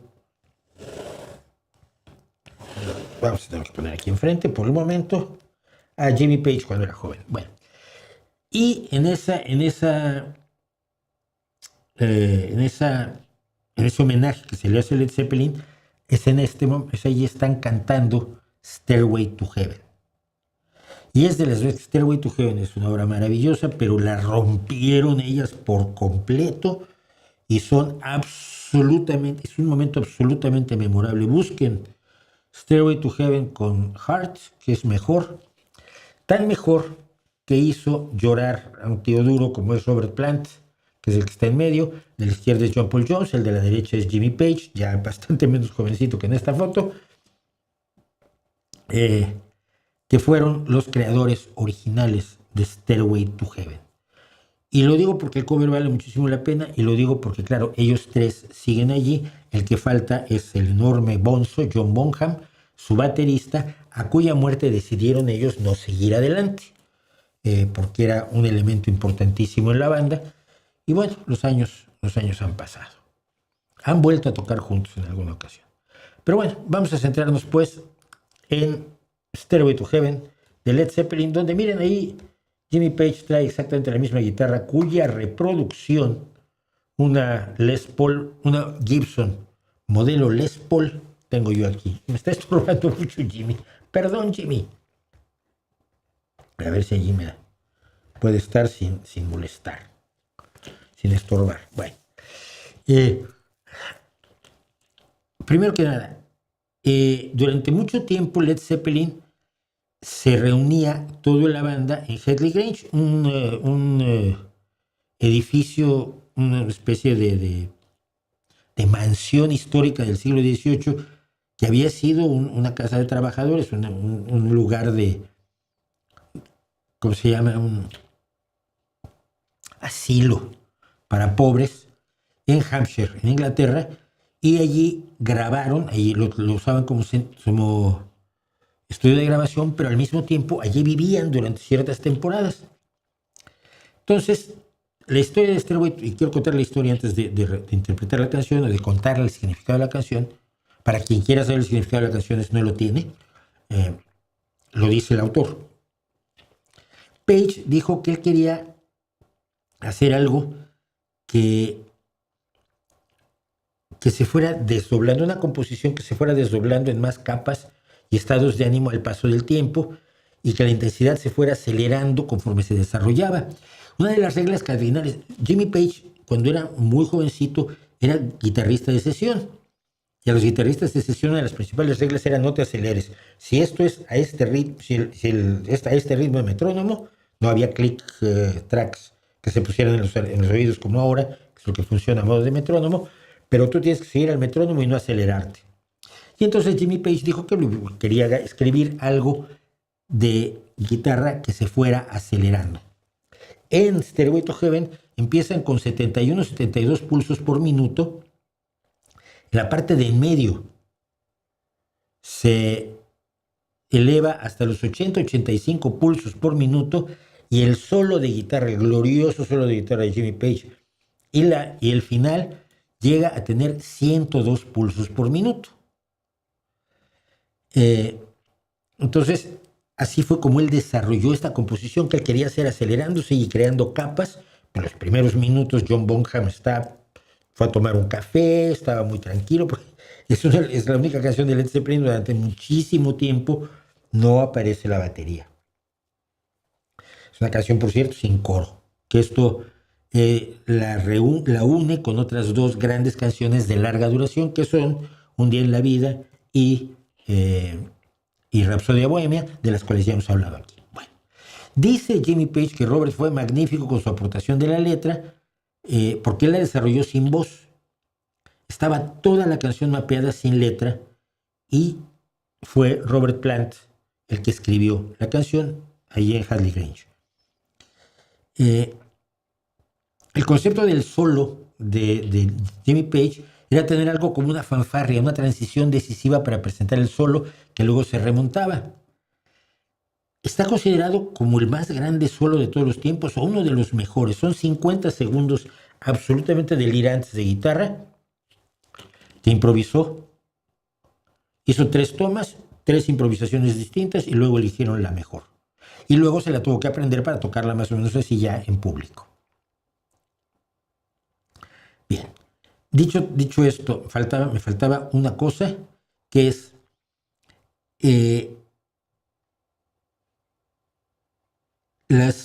al principio se oyen unas flautas que son flautas barrocas, flautas de estas que vuelven locos a los niños en la escuela. La flauta barroca tiene un enorme valor y tiene una enorme presencia en la música, pero ahora la identificamos como la flautita que había que tocar en la secundaria. Usar las flautas barrocas fue idea de John Paul Jones, el bajista y tecladista del grupo. Él es el que las toca y dice Page que le dan un sentimiento, una sensación medieval. Él pensaba en un piano eléctrico, pero las flautas le gustaron muchísimo y esas flautas influyen en lo que escribe Robert Plant. Dice Jimmy Page, para terminar con las flautas de John Paul Jones, les daba una idea de una bourrée en mi menor de Bach, pero para pobres. Fue la gloriosa idea de John Paul Jones. Y luego, por cierto, las usaban como backing tracks en los conciertos, porque vean que también hasta Led Zeppelin usaba backing tracks o pistas pregrabadas. Bueno. Plant dice que la canción es sobre el destino, pero que es algo casi abstracto. Es la crítica cínica de una mujer que cree que puede comprarlo todo, incluida la salvación, a través de la riqueza material. Obtener todo lo que quiere todo el tiempo sin dar nada de vuelta, ni pensar ni considerar nada de lo que está ocurriendo. Plant ha descrito este tema como una roca que se niega a rodar, es decir, simboliza, esta mujer es una roca que no rueda, es a rock not, to be a rock but not to roll, ser una roca que no rueda, alguien que está firme en sus formas avariciosas y su punto de vista material. Todo esto contrastado con la mística en la que se vivía en ese momento y les interesaba el ocultismo. Creo que a todos nos interesaba el ocultismo por esa época, por lo menos desde el punto de vista folclórico, aunque también estábamos explorando lo paranormal. A lo mejor había telepatía, a lo mejor había telequinesis, no había nada. Pero bueno, se buscó. Pero Plant, que es el que escribe la letra, dice que el significado de la canción para él cambia según el día. Sí, tiene una naturaleza, es así como de relato de hadas, bueno, porque estaba él precisamente estaba leyendo el libro Magic Arts in Celtic Britain, las artes mágicas en la Bretaña celta de Lewis Spence, y eso le ayudó a tener el tono místico de la canción. Pero él lo dice: dependiendo del día que es, sigo interpretando la canción de una forma diferente. Y yo escribí la letra. De hecho, se ha creído que la dama de la que habla es una persona en concreto o una figura del Señor de los Anillos, incluida Aragorn. Pero Plant dice que no, que que él tenía la idea de un arquetipo de una persona ambiciosa y superficial. El método para escribir esto fue muy sencillo. Dijo él que se le ocurrió la letra en un estallido de inspiración después de oír la música que había compuesto Jimmy Page. Significa las partes que claramente tienen un significado, significa del significado que tiene claramente. Esto nos ha pasado con otras canciones. Y otras partes son o abstractas o místicas, y hay palabras que están allí porque cabían a la hora de construir el verso. Y recuerden que precisamente el rock en inglés tiene los materiales, los principios de la versificación muy bien incorporados, y esa es mi queja siempre con gran parte de las letras en español, que las reglas de la versificación se la pasan por donde les cuento, porque pues total da igual. Y no da igual. Y dice la canción: hay una dama que está segura de que todo lo que brilla es oro y está comprando una escalera al cielo. Es decir, con su dinero puede lograr llegar al cielo, puede comprar la salvación o la iluminación. Cuando llegue allí, sabe que si las tiendas están cerradas, con una palabra puede conseguir lo que quiera y está comprando una escalera al cielo. Hay un letrero o una señal en la pared, pero ella quiere estar segura porque, ¿sabes? A veces las palabras tienen dos sentidos. En un árbol junto al arroyo, cambiamos de plano, hay un pájaro que canta. A veces todos nuestros pensamientos son erróneos y esto me hace preguntarme, lógicamente. Hay una sensación que tengo cuando miro hacia el oeste y esas sensaciones de mirar hacia el oeste siempre se interpretan en el lenguaje común como el deseo de viajar. Y mi espíritu llora por irse, por si no quedaba claro.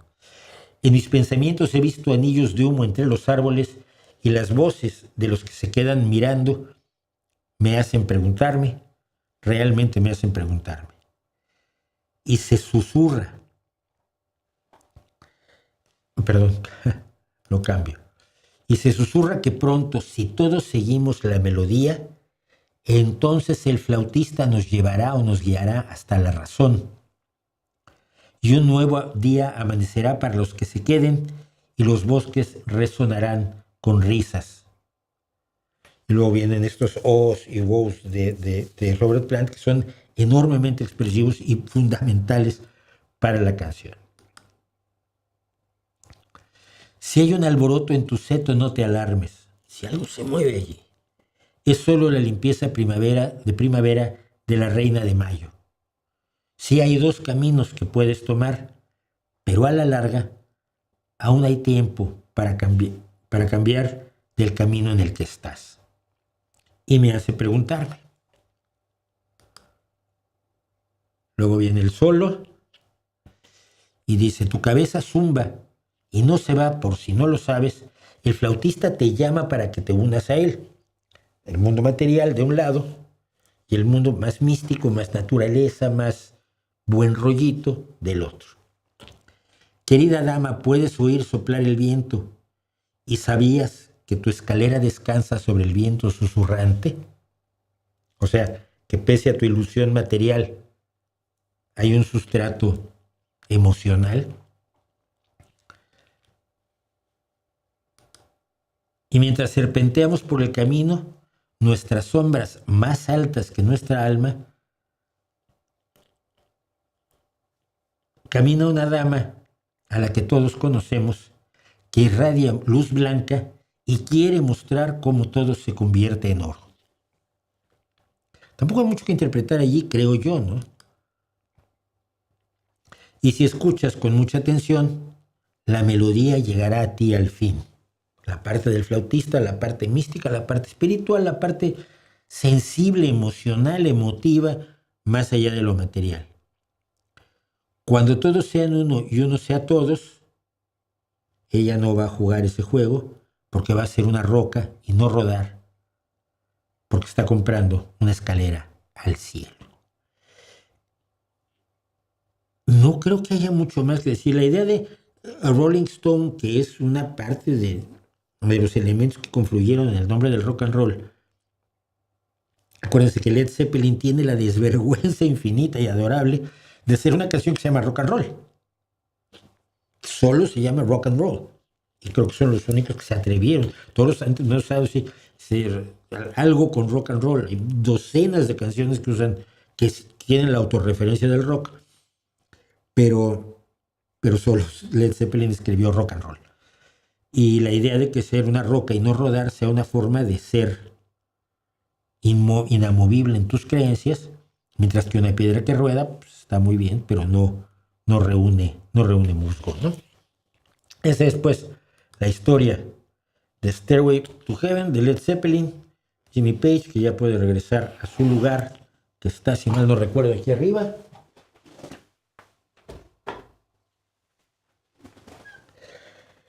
Y hasta la próxima semana les vuelvo a contar, les cuento otra canción. ¿Qué me dicen? La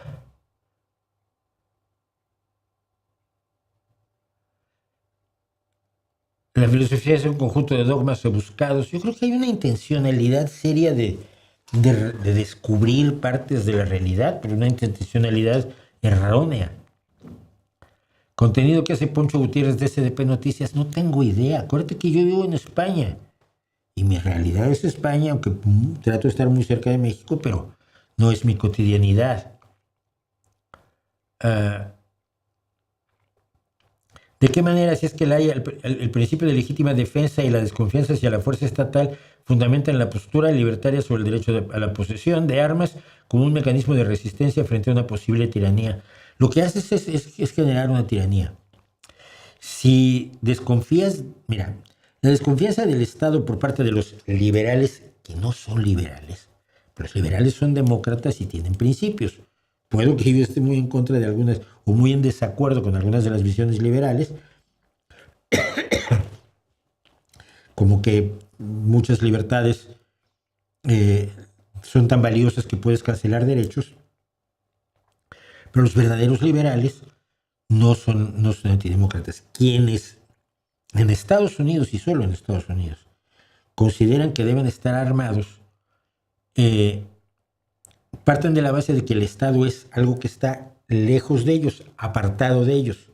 No creen en la democracia, no creen que el Estado y las leyes sean producto de un acuerdo social que se logra principalmente a través de las elecciones, pero también a través de las movilizaciones políticas continuadas. Mira, te voy a poner un ejemplo. Yo conozco muy de cerca a un grupo feminista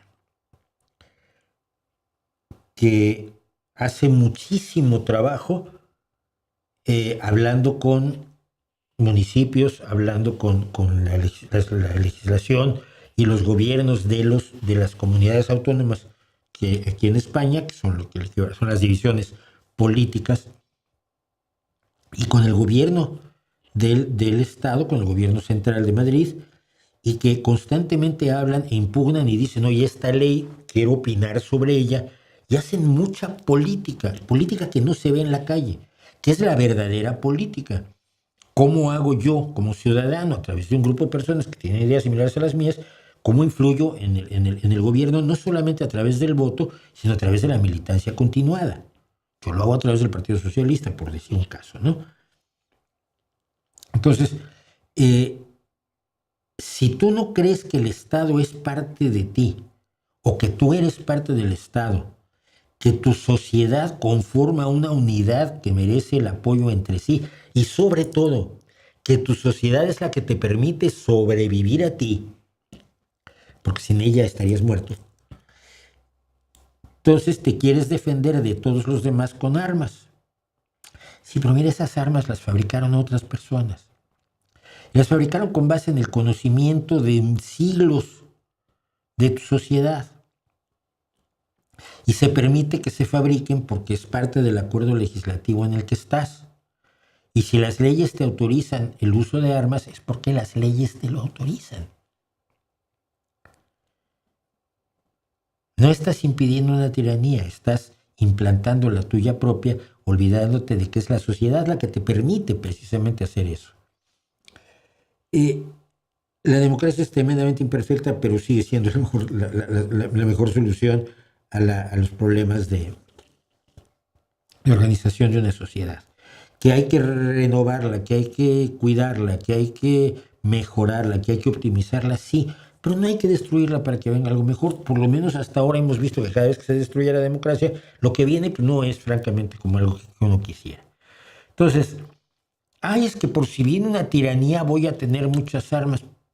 Es estúpido. ¿Te das cuenta que las armas en manos de estadounidenses comunes y corrientes han provocado una brutal cantidad de asesinatos y tiroteos en escuelas y tiroteos en lugares públicos, y tiroteos en supermercados y asesinatos de todo tipo, y nunca han impedido una tiranía como la de Donald Trump? Es un pretexto, no es un argumento, es un pretexto que no se sustenta en nada real. La segunda enmienda de la Constitución de los Estados Unidos dice que el derecho a tener armas es inviolable para una milicia debidamente organizada que defienda a la sociedad. Porque Estados Unidos no tenía ejército, tenía las milicias. Y en aquel momento en que se lanza el Bill of Rights, la, el- el- la ley de derechos, que incluye las primeras enmiendas, entre ellas la segunda enmienda, partía de la base que Estados Unidos, antes que tener un ejército, tendría milicias formadas por ciudadanos comunes y corrientes, como la Guardia Nacional actualmente, pero no un ejército. Y claro que tienes derecho a tener armas cuando eres parte de la milicia que protege a la sociedad. No son las armas para que te protejas tú de la sociedad. Pero claro, han reinterpretado la segunda enmienda como les ha dado la gana. Tony Luis, ¿alguna vez pensaste qué harías si una mañana despertarse si fueras la única persona en el mundo? Varias veces, sobre todo porque la ciencia ficción me ha llevado allá, tiempo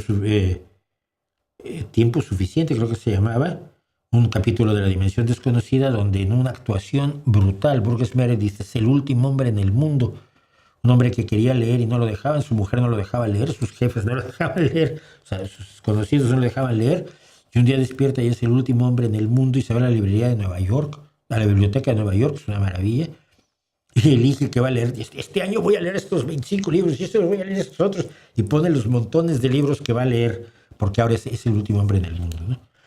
Es uno de los mejores capítulos de La Dimensión Desconocida. Y luego yo soy fan perdido. Para mí la mejor novela que se ha escrito se llama Soy Leyenda. Es de Richard Matheson. La han llevado al cine 4 veces y han metido la pata 5 veces o 6. Con solo 4 películas la han cagado 6 veces. Y en Soy Leyenda es la historia del último hombre sobre la Tierra en un mundo de vampiros. Entonces sí me lo he planteado. ¿Qué harías? Tratar de sobrevivir, porque siempre tratamos de sobrevivir. Estamos hechos así. La vida es necia. A menos que tengas causas muy profundas, seguirías sobreviviendo, ¿no? Sí, dice Dark Blaster, los filósofos de este tipo que critican a la ciencia suelen acusar a uno de cientificismo. A mí me han acusado muchas veces de cientificismo. Hice un vídeo sobre cientificismo desmontando los argumentos de cierto filósofo que anda en YouTube, pero no lo quise mencionar porque luego estos hacen el negocio. Ay, mira, nos peleamos y entonces ya ganamos todos dinero. No ganamos tanto. Entonces, demostré que el cientificismo del que él hablaba era un invento, era un hombre de paja, y ya creo que no se volvió a meter conmigo. Pero el cientificismo no existe, es una invención de los filósofos para denigrar a la ciencia. Te recomiendo aprender a coser a máquina y a mano, está buenísimo. A mano sé coser, ¿eh? No soy precisamente, no estoy como para hacer alta costura, pero vamos, que repararme un ojal o un agujero en el pantalón lo sé hacer desde que era pequeño, afortunadamente.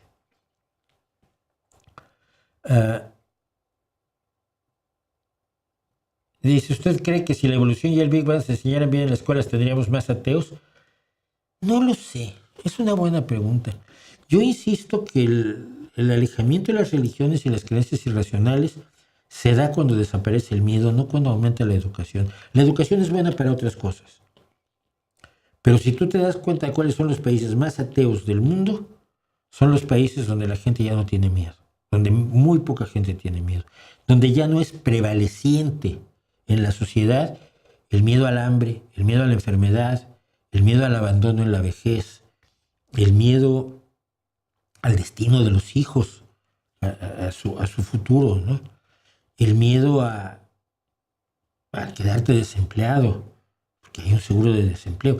Es decir, cuando en los países donde esos miedos se han disipado a través de acciones sociales efectivas y bien organizadas y bien financiadas y llevadas de manera transparente, honesta y efectiva, ahí es donde de pronto la gente deja de ir a las iglesias y se deja de creer en dioses. Ya no son necesarios. Los dioses son la esperanza del que no tiene esperanza. Es como te los han vendido siempre.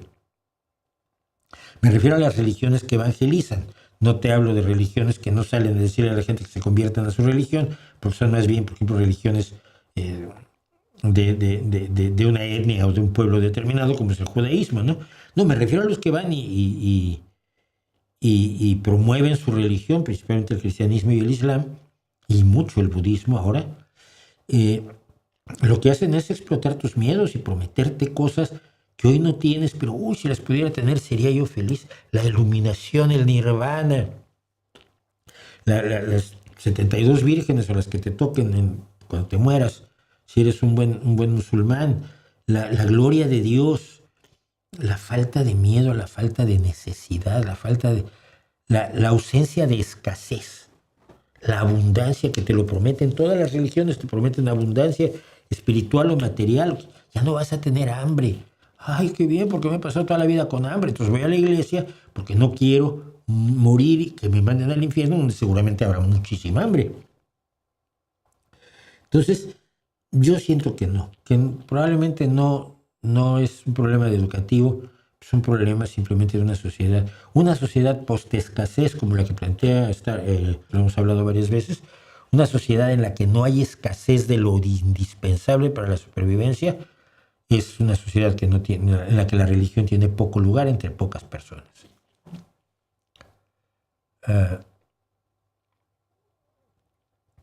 ¿Usted cree que el consumismo sea un problema realmente tan grande como se plantea? No, realmente no. Yo creo que el consumismo es objeto de ataques por parte de gente que cree que la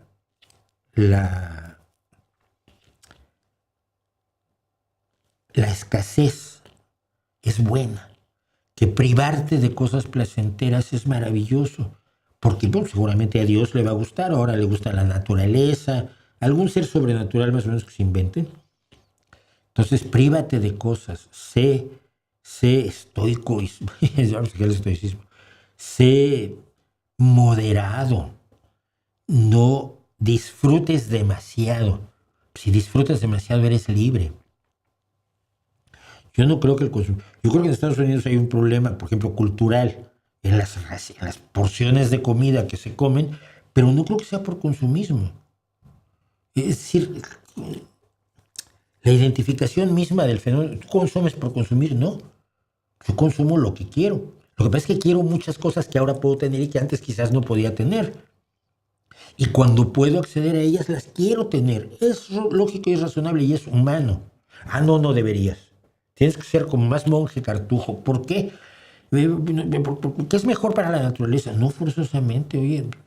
A la naturaleza de los seres humanos la hemos modificado incesantemente. Esa es la historia humana, modificar la realidad, modificar la naturaleza, agarrar un palito y sacarle filo y luego decir, ya cené mejor hoy que ayer, porque me logré pinchar un animalito que me va a dar mejores proteínas que la hierba que me estaba yo comiendo ayer, ¿no? Pero ya alteré la realidad con el palito. Al arrancar el palito y pinchar al animalito, ya, es la máxima tecnología. Entonces, no, yo creo que es un truco otro truco por un lado de la creencia en que privarte de cosas placenteras es buena, y de cierta conspiranoia donde te dicen que si quieres cosas las quieres porque alguien te está diciendo que las quieres. Oye, no, mira, es que a mí me gusta mucho comer filetes. No, claro, es que te han convencido de que el filete... Ellos, los malvados, te han venido a convencer que el filete es buenísimo, pero no, es muy malo. No, lechugas. Bueno, comeré lechugas, pero no muchas, con tomate, un poquito tomate. ¿Les puedo echar aceite de oliva? Oye, no, tú lo que quieres es disfrutar. No. ¿Quién te convenció que necesitabas alinear la ensalada? A ver, ellos, claro, los vendedores de aceite de oliva y de vinagre y de sal y de pimienta se han confabulado para promover en sus anuncios que las ensaladas sean alineadas. No, la lechuga como viene. Entonces, yo creo que hay una mezcla tanto de esa visión de ascetismo barato, muy presente, sobre todo en grupos ecologistas, por poner un ejemplo, y una conspiranoia que lo permea todo. El problema que tenemos es que la conspiranoia lo permea absolutamente todo. Casi todos los análisis sociales parten de la idea de que hay un ellos que hacen cosas muy bien y un nosotros que tenemos que estar en la resistencia, ¿no? Y ellos nunca han hecho las cosas bien. Jamás. Tienes a los mejores generales de la historia con todos los conocimientos militares que pierden batallas a lo imbécil. Todos los seres humanos son imperfectos menos los ellos que nos controlan. Esos no le fallan en nada. No sé. ¿Qué pienso de leer a Vargas Llosa? Me pregunta Iván Quintana. Pues está bien, tú lee a quien quieras. Yo también leo a autores de derecha. Robert Heinlein, que son mis autores de ciencia ficción favoritos, un hombre muy de derecha.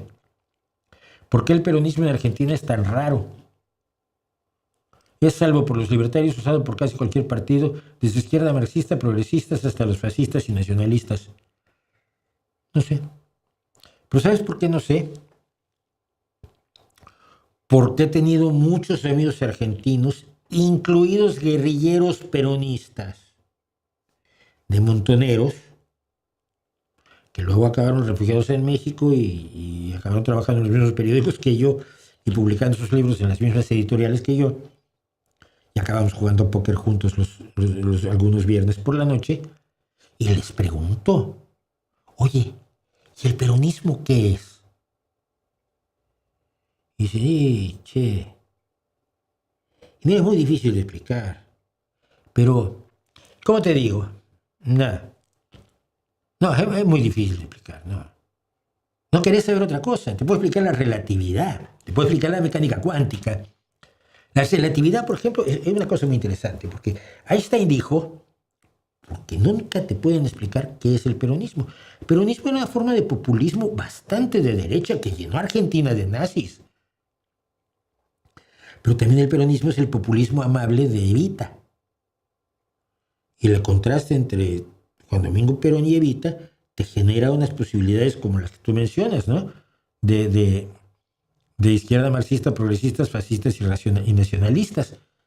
Pero depende cuál sea tu peronismo, pero el peronismo es una ideología, o sea, es una posición que a mí siempre me ha parecido de chicle, ¿no? Pero en la que cabe todo y por lo tanto no tiene mucha esencia en sí.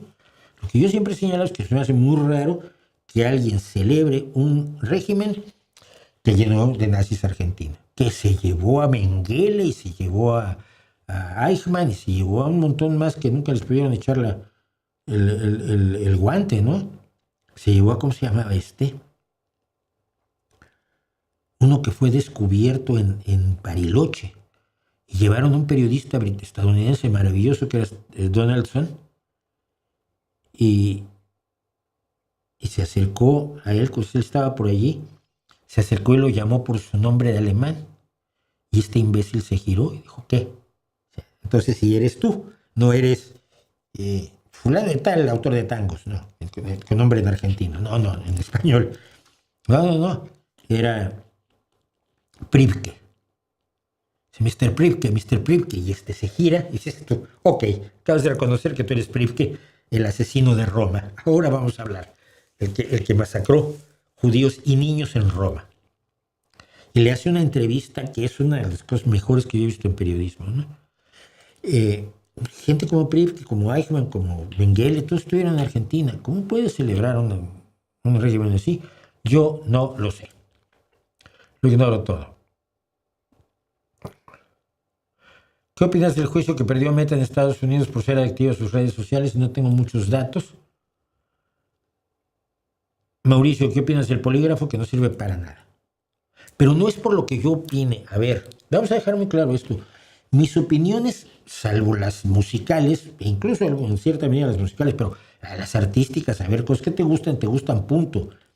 La subjetividad total, yo tampoco dejo de creer en ella. Joder, soy un tío que se enamora y todo. Pero mis opiniones no nacen de que se me ocurrió, pues yo estoy filosofando y me lo saco de aquí, de acá o de más abajo. No. Los expertos en conducta humana te dicen que el polígrafo no puede medir cuando alguien no puede revelar el momento en que alguien está mintiendo o no. Está basado en una serie de creencias como que cuando mientes te sientes culpable y entonces te aumenta la tensión arterial, se aumenta el pulso cardíaco, se disminuye la temperatura corporal, aumenta la resistencia eléctrica de la piel. Esas son las variables del polígrafo, que por eso es poli. Y entonces, como la gente cuando miente sufre eso, pues lo puedes identificar con un polígrafo. Ya, pero cuando la gente miente, y sobre todo los mentirosos profesionales, no sufren absolutamente nada de eso. Así que los expertos, los verdaderos expertos en conducta humana, en mentiras y en psicología no charlatanesca, te dicen que no sirve para nada. Si algún día te sometes al polígrafo, y esto me lo dijo alguien que sabe del tema, puedes engañarlo. Desde el momento en que te sientas y te empiezan a poner que los electrodos, que el cinturoncito aquí, que el de este aquí, aprieta el esfínter, el culo. Y con eso lo engañas, porque siempre va a dar las mismas lecturas, digas lo que digas. Mi mamá es un orangután cruzado con tortuga, y si tienes bien apretado el ano, no lo registrará el polígrafo. Dicen que está probado, que funciona, nunca lo vi. Nunca lo vi. Los terraplanistas se han vuelto a salir de sus madrigueras y a quién le importa. Aprecia la música que toca Tommy Emmanuel. Soy un gran fan de Tommy Emmanuel. Lo considero un guitarrista, pero del tamaño del mundo. Eso es brutal, es inteligente, es expresivo, es capaz. A él le vi yo una entrevista donde él explicaba, mira, cuando estás aprendiendo un arreglo, no quieres ni que te vean. Estás enseñándole a tus dedos dónde tienen que estar hasta que lo hagan solos. Esa es la técnica. Cuando los dedos ya lo hacen solos, entonces puedes empezar a interpretar música. Fíjate cómo viene al caso con lo que decíamos con María Dolores. Eso es lo que decía Tommy Emmanuel. Entonces, es el proceso a partir del cual decide, voy a poner esta canción, hago este arreglo, enseño a mis dedos el arreglo, y cuando mis dedos ya lo mecanizaron, entonces puedo empezar a interpretar, a meterle dinámica, a hacer más suave esto, más fuerte esto otro. Yo soy un admirador enorme y lo he visto tocar con otros guitarristas a los que verdaderamente admiro, como Billy Strings o como Molly Tuttle, en el mundo del folk, y soy perdido. Cuando puedo ver a Tommy Emmanuel, cuando saca cosas nuevas, es de los artistas a los que sigo.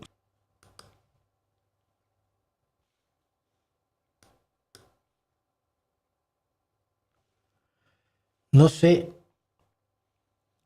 qué está pasando y qué ha pasado, que se está cayendo la transmisión y lo siento muchísimo, me disculpan, pero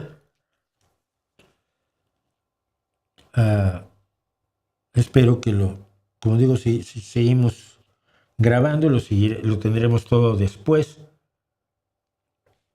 No sé qué ha pasado esta vez, supongo que se me está cayendo internet y que tendré que reclamarle a Telecable.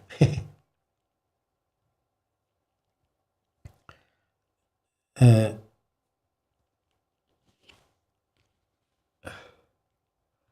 problema es que se me borre una enorme cantidad de comentarios cuando esto se salta.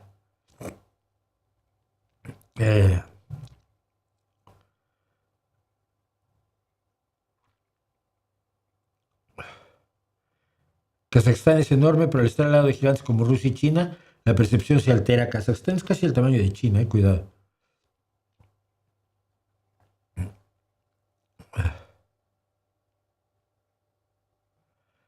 Bueno, vamos a hacer los comentarios. A ver, este es interesante. Dice Memillo Robledo, ¿qué opinas de la palabra dialéctica? ¿Es verdad que en todos los casos o discusiones se necesita una antítesis y una tesis para llegar a una síntesis? No, Nesis. No. Es una creencia. La dialéctica hegeliana es una creencia que se transforma en otra creencia en el marxismo. Esas eran mis discusiones con mis profesores de materialismo histórico. Por eso no me querían, de materialismo dialéctico, perdón. Es que yo tenía clase de materialismo histórico y clase de materialismo dialéctico. En la Escuela Nacional de Antropología e Historia, donde estudiábamos casi todo menos antropología, por cierto. Yo decía, no describe la realidad, no describe tampoco las discusiones, tampoco describe la forma de hablar. ¿Por qué? Porque cuando tienes un debate razonable, un debate de estos, vamos a debatir este punto para concluir si sí o no, Una persona defiende el sí, otra persona defiende el no, se hace el debate y al final queda sí o no. No queda un no, ni un sí, ni un ni. No queda una síntesis. Es una creencia irracional salida de una especulación filosófica que no tiene mayor relevancia, debo decirlo además. Perdón, pero tengo que revisar si no estamos quedándonos sin espacio para grabar. Está pasando todo ahora, de verdad. Está pasando absolutamente todo. Entonces vamos a borrar esto. Vamos a borrar esto. Y vamos a vaciar la papelera de reciclaje. Y así que no pase que me quedo yo sin espacio para grabar. Pasan cosas en la vida. Bueno, pero hay aquí una cosita que quería yo comentar y es pequeña, pero la semana pasada hablé de algunas formas de clickbait. Y me encontré con tres que son interesantes. Miren, mucha gente cuando digo yo, pues mi canal no tiene muchos seguidores y no crecen y pues, no gano lo que yo quisiera creer ganar para poder sobrevivir realmente de esto y no tener que trabajar en otras 20 cosas que hago. Me dicen, es que tienes que hacer clickbait y yo siento que es precisamente lo que no debo hacer dadas las características de este canal. Precisamente estamos tratando de ser razonables, racionales y honestos. Pues no lo es. Y les pongo este ejemplo, miren, me encontré esto y mi primera reacción fue televisión infantil, ¿cuál? Como algunos de ustedes saben,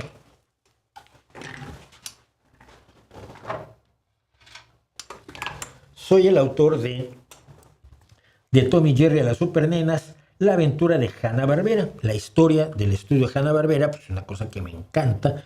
A mí me ha quedado toda la vida y el día que me dijeron, oye, ¿quieres escribir un libro sobre eso? Dije, sí. Entonces hice de Tom y Jerry a las supernenas y dediqué evidentemente un larguísimo capítulo a los Picapiedra, ¿no? Los Flintstones, porque son uno de los grandes éxitos del estudio de Hanna-Barbera. Aquí tenemos a Mel Blanc, que era el responsable de muchas de las voces, etc. Entonces, yo veo esto, excelente televisión infantil, y este es un imbécil. Los Picapiedra de Flintstones jamás fueron dibujos animados infantiles, estaban en horario nocturno para adultos. Eran una serie basada en los Honeymooners, que fue una de las series de televisión más exitosas, con Jackie Gleason y no me acuerdo quiénes más estaban con él, pues tengo todo aquí, que era una especie de Honeymooners para adultos, donde los problemas que se manejaban eran los problemas del empleo, los problemas de la pareja, los problemas de la amistad, cosas que a los niños se las soplan.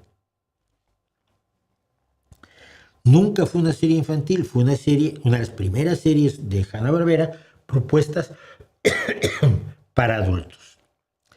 Y uno de los patrocinadores de la primera temporada fueron los cigarrillos Winston. Y entonces al final de cada capítulo, Pedro Picapiedra, Fred Flintstone, tomaba una cajetilla de cigarrillos Winston para ponerse a ver la tele con su mujer, ya terminó el día, le daba un cigarrillo a Vilma, se ponía uno a él, le encendía un cigarrillo a Vilma, se lo encendía a él, se ponían a ver la tele fumando, que era lo que hacíamos todos, porque yo fumé como un verdadero loco hasta hace 20 años, 24 años. Fumaba 3 cajetillas al día, ¿ok? O por lo menos quemaba, no me las fumaba, pero quemaba 3 cajetillas al día. Era lo más normal del mundo, y de hecho había anuncios de Winston hechos con los propios Picapiedra, hechos por la propia... ¿Qué es esta mierda? ¿Qué televisión infantil ni qué nada? Luego vi un trozo del programilla y no, él explica que no era infantil, que era una serie para adultos. Entonces, ¿por qué haces esto, miserable? O sea, ¿por qué creas escándalo? Mientes para atraer a la gente a contarle algo que es distinto a lo que está allí. No lo entiendo. Segunda, hay gente, decía este vídeo maravilloso, supuestamente de culturas humanas con superpoderes.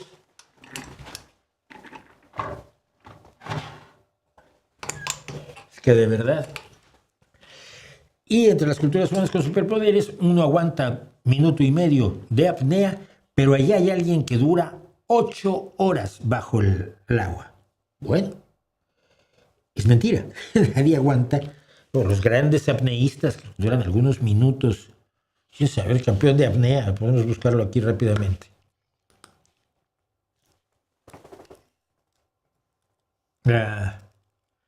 Récord de apnea.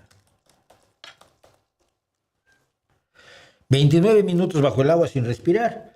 La marca del apneísta croata Vitomir Maričić, o Maričić, no lo sé.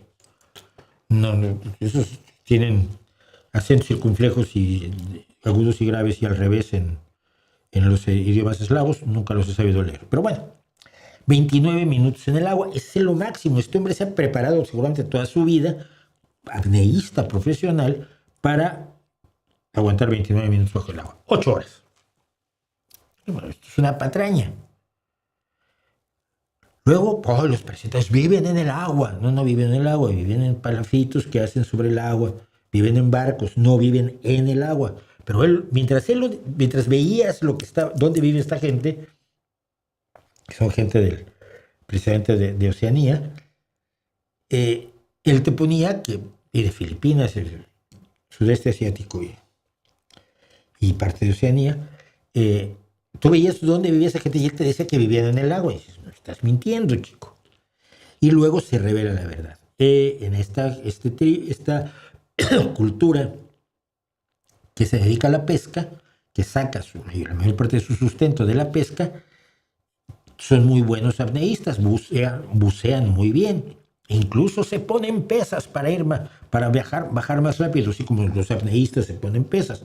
Es lógico, y como los buzos se ponen pesas, pues si no, flotas.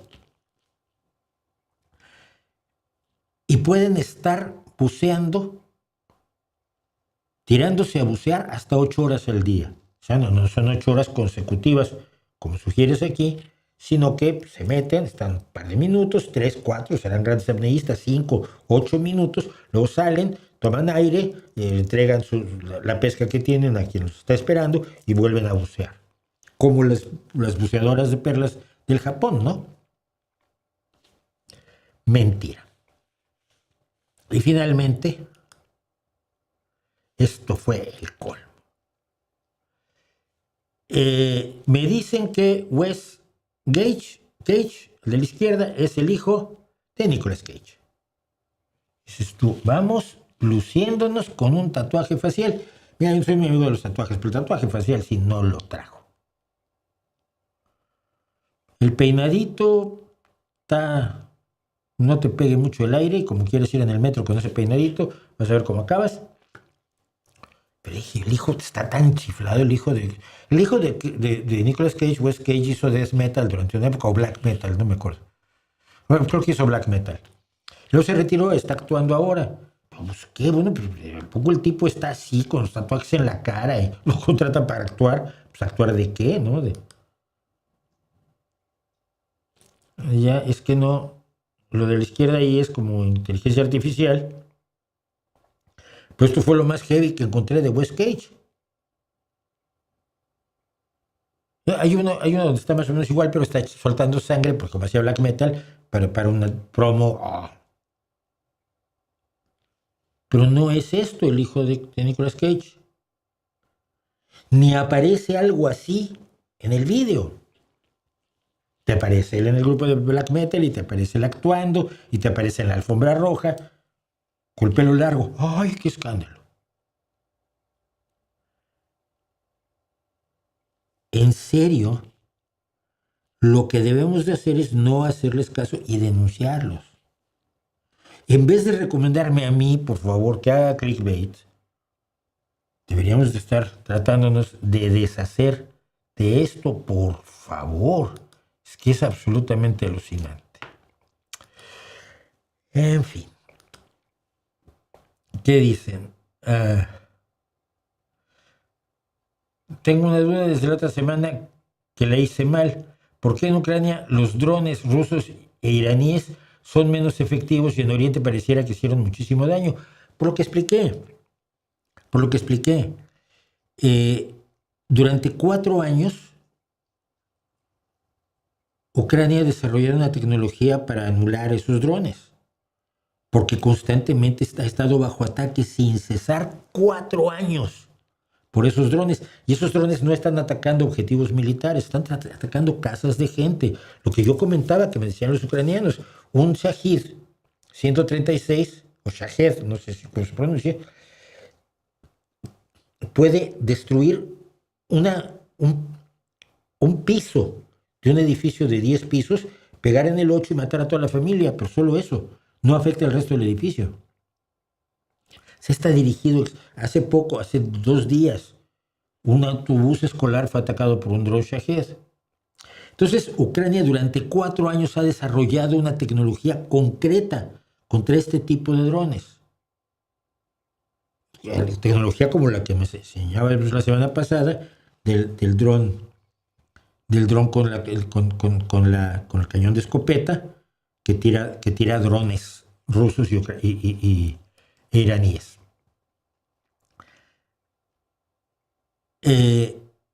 Esos mismos drones están haciendo muchísimo daño en el Medio Oriente porque Estados Unidos no tiene tecnología para enfrentarlos, no la han desarrollado. Es la primera vez que entran en guerra. Están como Ucrania en los primeros días de la guerra, sobre todo después de la retirada cuando no logró conquistar Ucrania y tuvo que retirarse Putin hasta donde están ahora, en la margen del Donbass y de Lugansk. Y empezó a lanzar los ataques de drones, y al principio los ataques de drones eran absolutamente demoledores, pero han pasado 4 años. Y Estados Unidos en su tecnología hoy está como estaba Ucrania hace 4 años. Y cuando Zelensky ofreció la tecnología ucraniana para defender a los Estados Unidos, a los soldados estadounidenses de los ataques de drones, dijeron que no. Los sauditas les dijeron que sí y han firmado un acuerdo. El Emiratos Árabes Unidos me parece que también firmó un acuerdo con Zelensky, y ahora todos los árabes que estaban en contra de Zelensky por quedar bien con Putin, ahora pues están con Zelensky porque les está dando tecnología antidrones. Así funciona esta realidad tan extraña. Escucha Paul Simonon de The Clash, tiene unas líneas buenísimas. Si es de bajo, me interesa. No tengo idea, José. Sé que tienes una visión no tan negativa del fracking, pero ¿qué opinas que lo quieran hacer en México con toda la corrupción que rodea al régimen morenista? Hagan lo que hagan, va a ser corrupto, pero no es un problema del fracking, es un problema del gobierno.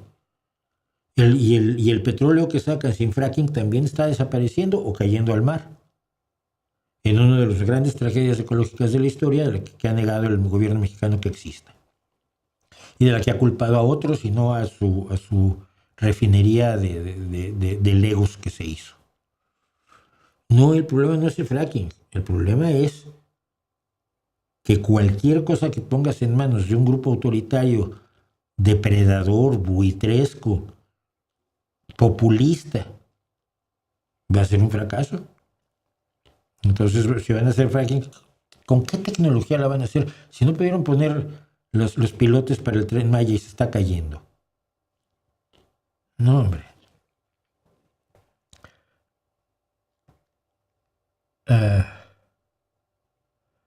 Muéstranos sus licks de guitarra eléctrica o por lo menos un cover. No, yo soy de segunda guitarra. Tengo muy pocos licks yo en realidad. Lo poco que hacía con mi banda, porque me lo exigía la banda, porque aquí tienes que ir a guitarras, un poco de solos. Pero yo soy guitarrista de acompañamiento, soy segunda guitarra y siempre lo he reconocido.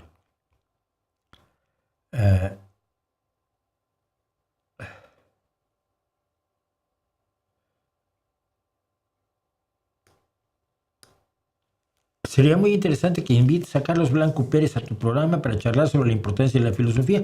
Esto lo haré en el momento en que un filósofo me llame a mí para hablar de la inutilidad de la filosofía. Ya lo dije, lo intentaron una vez. Me invitaron al Café Filosófico de Madrid. No sé, no me acuerdo si pagaron el viaje. Creo que sí, pagaron el viaje y el hotel.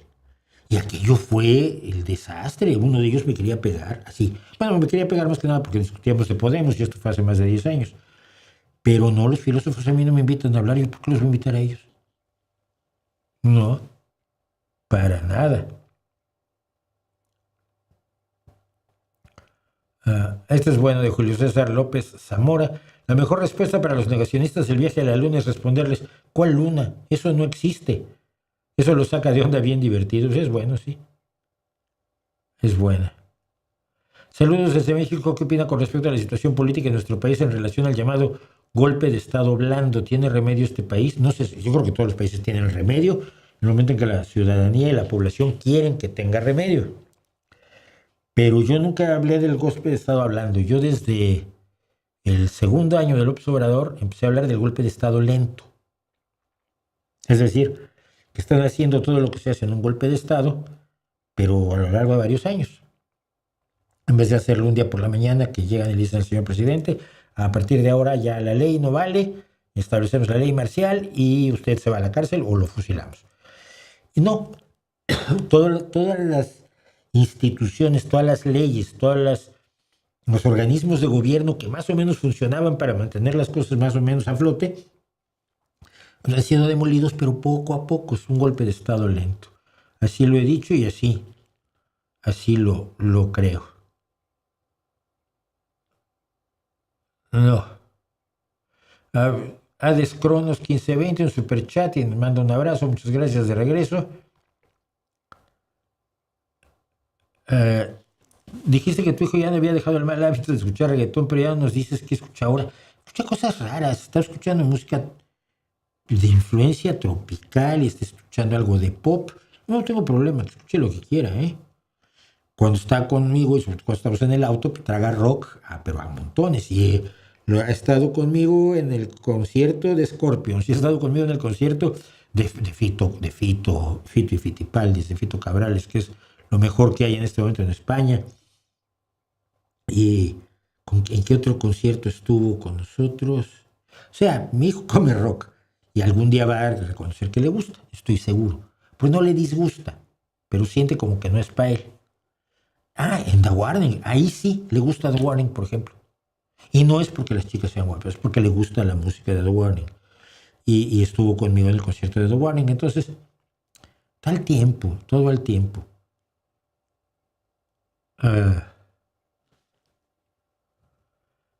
Bueno, vamos a hacer, porque ya se nos hace tarde, y ya no conté otra vez lo de China. No, voy a contar lo del blues y luego hacemos los comentarios, ¿vale? Y es que nos vamos a tardar. No, vamos a hacer los comentarios.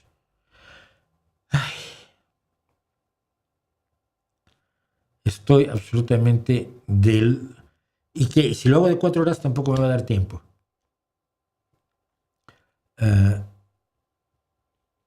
Vamos a hacer los comentarios malhadados de este canal.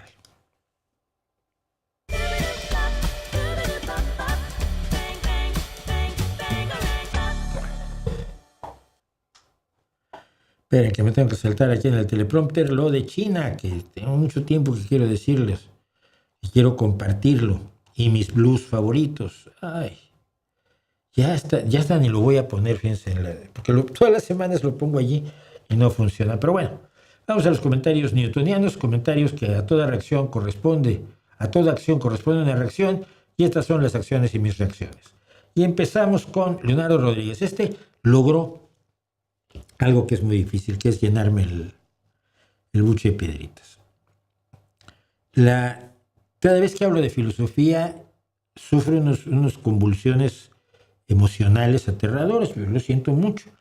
Pero aquí me dice: es gracioso, no te interesa, no sé qué, no respetas, no sé qué es lo que no respeto, no crees en la disciplina filosófica, les he pedido que me la expliquen, no me la explican. Pero siempre estás hablando de ella, estoy hablando de su inexistencia, como de Dios. Parece que solo así puedes estimular el algoritmo. El algoritmo vamos a hablar después. Pero le digo, mira, otra posible explicación es que me indigna que ustedes le vean la cara a la gente como cualquier otro charlatán y como periodista me interesa dar datos para refutar la manipulación. Pero inmediatamente siguió Leonardo. No está. Qué raro, perdónenme. Un segundo. Ahora volvemos.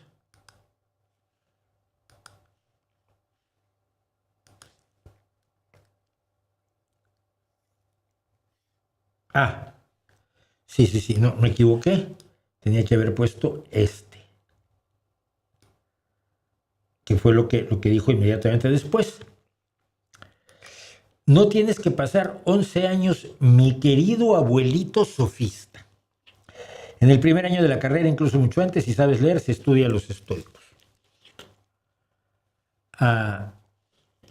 Mi respuesta: finalmente lograste que te eche del canal al mencionar algo tan superficial como mi edad. Es increíble el nivel de imbecilidad del que son capaces los filósofos mientras se les dan de sabios, intelectuales y racionales. Decirme simplemente que soy tonto sin explicar por qué, decir que no estás de acuerdo sin explicar por qué, decir que miento sin demostrarlo, generalmente lleva a que se borren los comentarios, son comentarios que estorban. Cuando me atacas porque soy mexicano, porque soy judío, porque soy español, que no soy judío, o porque tengo una edad a la que tú probablemente no llegues, pobre de ti,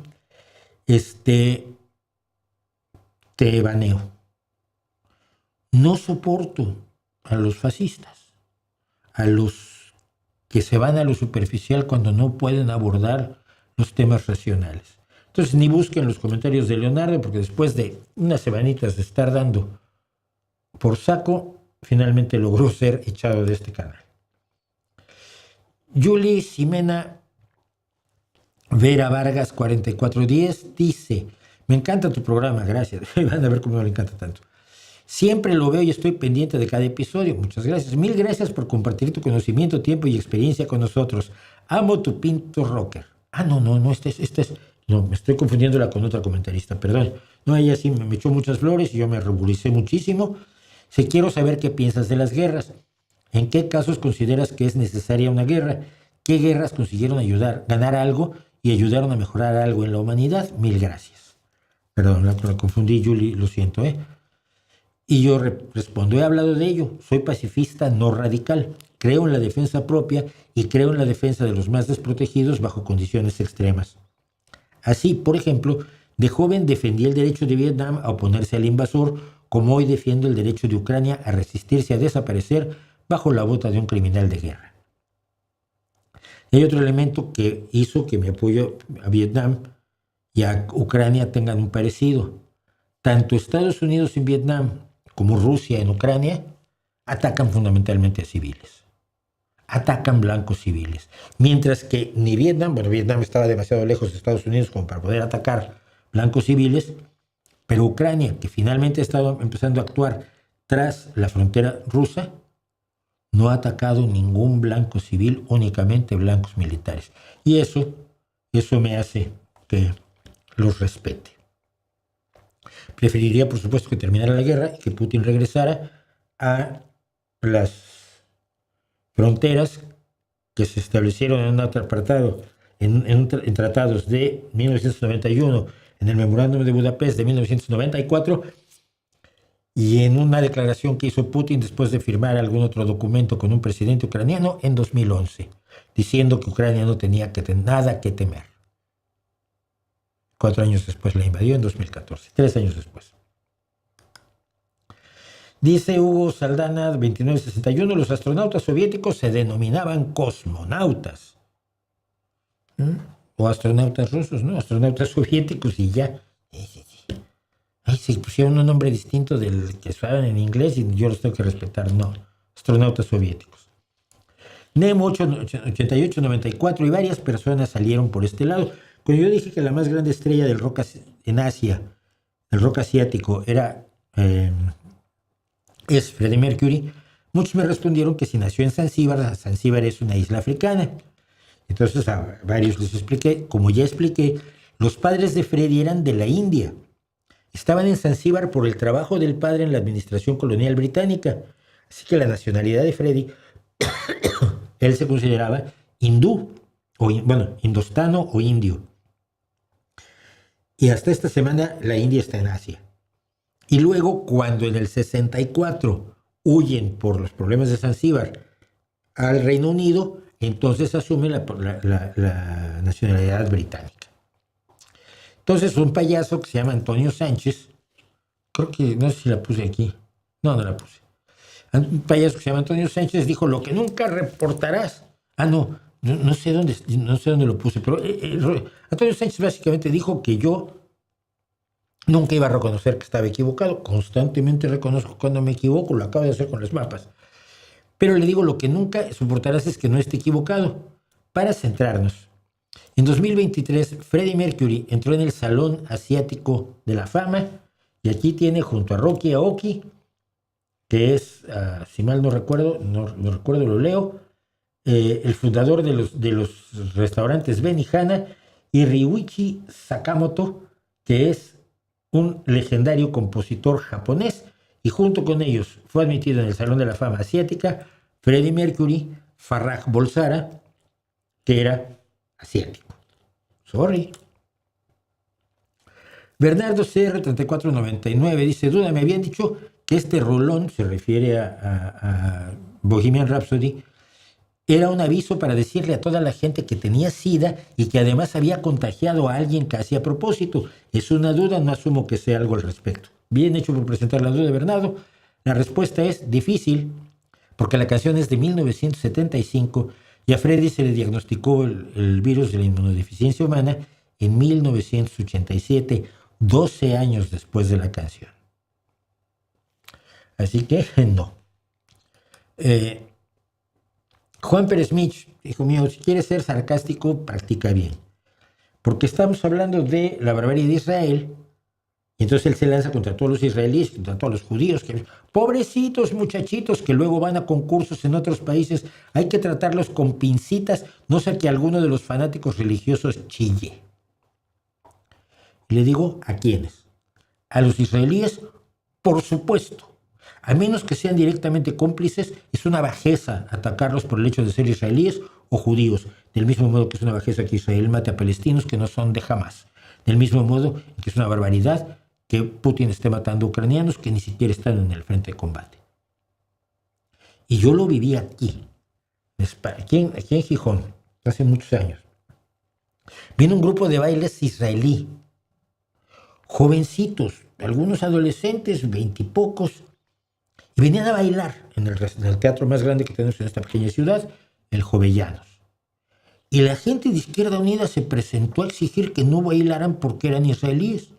Y hoy están representando al gobierno israelí, bueno, yo puedo entender cuestiones de boicots allí y demás, pero están representando al gobierno israelí. No, ellos son un grupo independiente, entonces no tienen por qué no tocarse. Y yo los critiqué, y bueno, Izquierda Unida se lanzó contra mí. La segunda vez que fueron a tratar de parar los bailes, es que ¡ay, qué gloria de la izquierda! Parar un baile. Algunos se metieron al teatro, la policía tuvo que sacar toletes, al que era entonces secretario de Izquierda Unida le dieron uno en la cabeza, a un amigo mío que es fotógrafo le dieron también, que dijo: yo estoy aquí tomando fotos, no me pegues, ¿no? Cuando la policía empieza a pegar, luego no se da cuenta cuál es un error. Por supuesto, la policía no debe golpear a los periodistas, y hubo juicio y todo el asunto, pero es muy bajo, ¿no? Decir que por ser israelí, o por ser ruso, o por ser ucraniano, o por ser palestino, o por ser árabe, o por ser musulmán, mereces el desprecio, conmigo no va y nunca lo van a encontrar por aquí. Mejjalv, MEJSJLV, pues. Curioso lo que menciona acerca del final del vídeo. No me extrañaría que veamos gente del mundo árabe condenando esto de Israel, al mismo tiempo que se aplica la pena de muerte con horca, fusilamiento, descabezamiento, no solo el terrorismo, sino una larga lista de cosas absurdas: adulterio, apostasía, blasfemia, homosexualidad en los países de mayoría musulmana. Y aquí tenemos la brocha gorda de nuevo, en los países de mayoría musulmana, y entonces le digo, no es cierto. Mira, Turquía, Azerbaiyán, Kazajistán, Uzbekistán, Turkmenistán, Tayikistán y Kirguistán son todos países de mayoría musulmana donde no se aplica la Sharia, la ley islámica, que hace, que especifica la pena de muerte para adulterio, apostasía, blasfemia, homosexualidad, etc. En Nigeria y en Tailandia, que son países que no tienen mayoría musulmana, la Sharia sí se aplica penal y personalmente a los musulmanes, no a los no musulmanes. Deberías revisar tus concepciones erróneas sobre los musulmanes. No son la caricatura extremista y terrorista que te vende Trump o Vox. El punto es este. Por supuesto hay que temerles a los terroristas, islámicos, cristianos, judíos, de todo tipo. A todos los terroristas, ateos. Pero la gran mayoría de los musulmanes no son terroristas, no son extremistas, no son salafistas, no están defendiendo que se implante la Sharia ni que ahorquen a los que no somos musulmanes. Están defendiendo que se nos cobre el impuesto ese que permite a los no musulmanes sobrevivir entre los musulmanes sin que los maten. No me acuerdo cómo se llama, si tiene un nombre el impuesto. La mayoría de los musulmanes, como la mayoría de los cristianos, como la mayoría de los judíos, no son fanáticos terroristas extremistas. Y eso hay que tenerlo bien presente. Iván Cuevas Sánchez. Todos necesitamos un horizonte de sentido o clonazepam. No sé por qué un horizonte de sentido se parezca a un antipsicótico, pero bueno.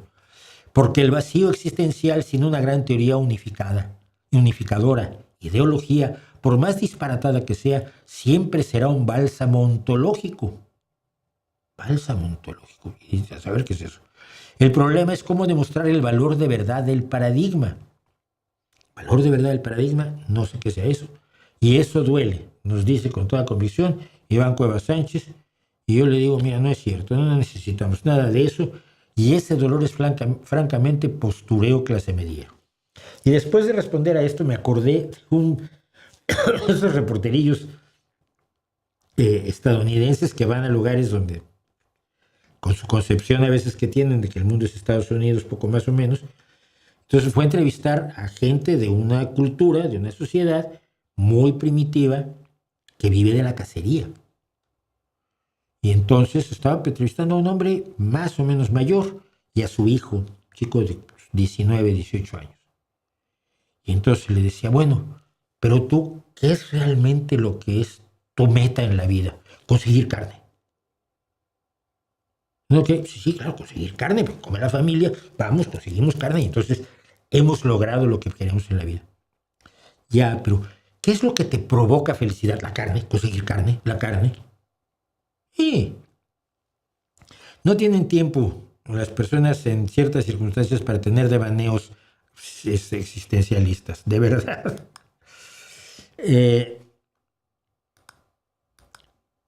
Dice Kibler Jürgen 5247. Mauricio, tu explicación es muy buena y está hablando sobre cómo se decidió el lanzamiento de las bombas atómicas en la Segunda Guerra Mundial. Bajo esa lógica de salvar vidas estadounidenses frente a una invasión terrestre, ¿no deberíamos temer que Estados Unidos vuelva a tomar una decisión similar en la guerra actual contra Irán? Y le digo, estás hablando de 1 millón de muertes, que era lo que se calculaba que tendría que pagar Estados Unidos en soldados, 1 millón de muertos, para invadir y ocupar Japón. Estados Unidos intervino después en otras guerras, la de Vietnam, la de Corea, la de Irak, sin que a nadie se le ocurriera que iba a usar nucleares. Simplemente dejar inaccesibles los recursos petroleros de Irán es un suicidio, y si atacas con nucleares, esos recursos petroleros son inaccesibles. Pero es que no vio todo lo demás que se tomó en cuenta para la decisión de que en lugar de invadir, vamos a lanzar estas 2 bombas atómicas y acabar la guerra de una vez. Y no eran solo relativamente al miedo que ocasionaron las bombas atómicas. Otra es que los japoneses se rindieron debido a que la Unión Soviética estaban a punto de invadirlos y no querían que su país fuera ocupado por ellos. Esto no tiene, es falso. Otra versión dice que los japoneses ya querían rendirse, no más que los estadounidenses no aceptaban su rendición porque querían sí o sí detonar las bombas atómicas, absolutamente locos, con el objetivo de demostrar su nueva arma ante la Unión Soviética.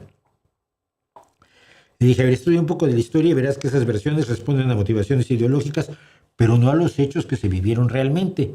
Infórmate cómo el propio ejército japonés intentó evitar que se difundiera la rendición del emperador. El emperador grabó un disco, porque no usaban de cinta magnetofónica, sino en un disco grabó su rendición para transmitir al día siguiente en la radio.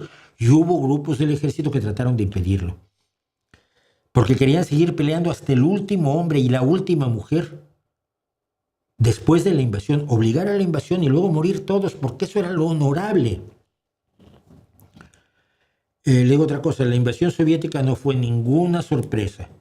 Se acordó en la reunión de Yalta en febrero de 1945, marzo, abril, mayo, junio, julio, agosto, 6 meses antes. Stalin le prometió a Roosevelt y a Churchill entrar en la guerra del Pacífico 3 meses después de la rendición de Alemania. Ese fue el acuerdo que hicieron los aliados en Yalta. Alemania se rindió el 7 de mayo, la Unión Soviética le declaró la guerra a Japón el 8 de agosto e invadió Manchuria. Todo estaba planificado y esperado. Y otra cosa que no le respondí, pero que quiero introducir, en esa reunión de Yalta, cuando ya se sabía que el proyecto Manhattan era viable, Roosevelt sí, le dijo a Stalin que tenían un arma cojonuda. Y Stalin le dijo, no me digas, cuando sus espías que estaban en el proyecto Manhattan lo tenían informado de absolutamente todo. No necesitabas enseñarle nada a la Unión Soviética, pero sabían todo. Cambiando radicalmente de registro, pues esto me parece importantísimo. Jean Plachette me dice, Mauricio José Schwartz, ¿consideras que Michael Jordan es el basquetbolista más grande que ha existido en la historia humana? Y yo digo, uy, difícil esto.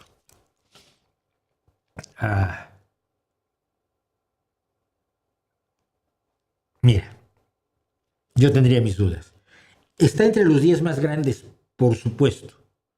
Pero en cada época la realidad del deporte era distinta. No es igual el baloncesto de Will Chamberlain, que metió 100 puntos. Es el único que ha metido 100 puntos. Y lo hizo sin línea de 3, es decir, metió 50 canastas. O unas pocas más con los tiros libres.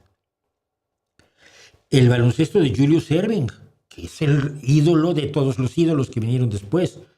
El de la época de Larry Bird y Magic Johnson, que revivieron a una NBA que estaba, pero de capa caída. El de Jordan, que viene a rescatar todo con Scottie Pippen y con otro montón de gente que luego se nos olvida. El baloncesto de Kobe Bryant, que viene después, o el de Curry, y hoy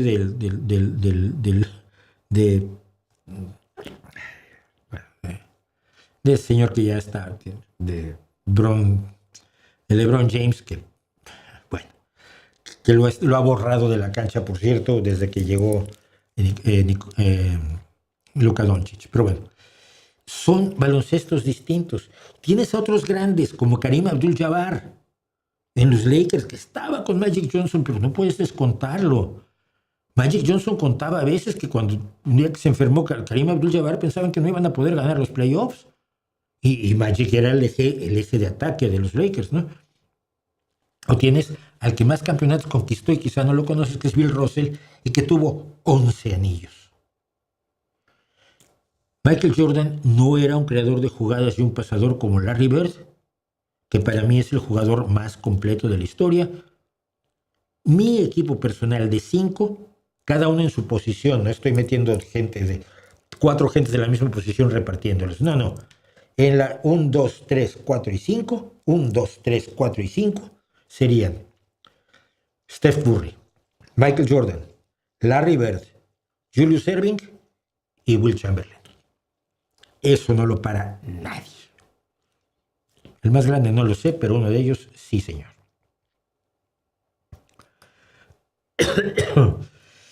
Hablaba yo de racismo y Friedrich me dice, los catalanes bien lo sabemos. Le dije, oye, yo creo que en realidad los catalanes no son tan racistas o más que otros. Simplemente sus racistas, en especial los racistas antiespañoles, por llamarles racistas de algún modo, los catalanes son muy ruidosos. Jamás he estado en Cataluña sintiéndome atacado, entonces me la cambió Friedrich. Ese hombre me refería a lo otro, al anticatalanismo étnico nacionalista español, esos que nos dicen polacos. Oye, mira, yo recuerdo que un amigo, un señor que yo conocí, no fue mi amigo, pero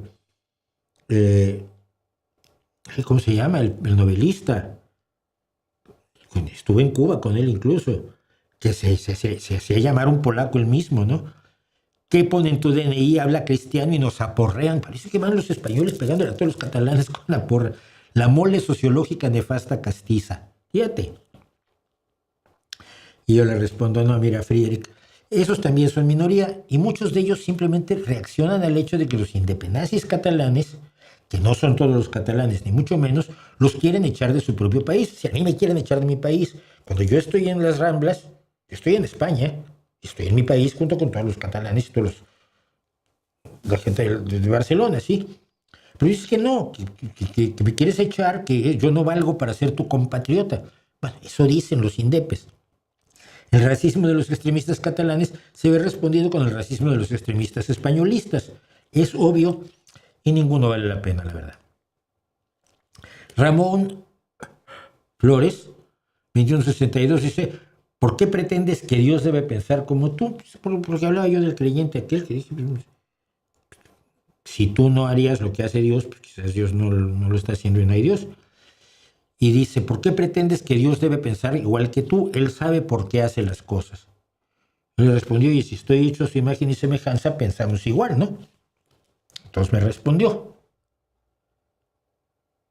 semejanza quiere decir que comparten características comunes, literalmente no que son idénticos. ¿Vale? ¿Cómo sabes que no compartimos el pensamiento Dios y yo? No creo que me lo vaya a responder, pero bueno. Canta el Aedo.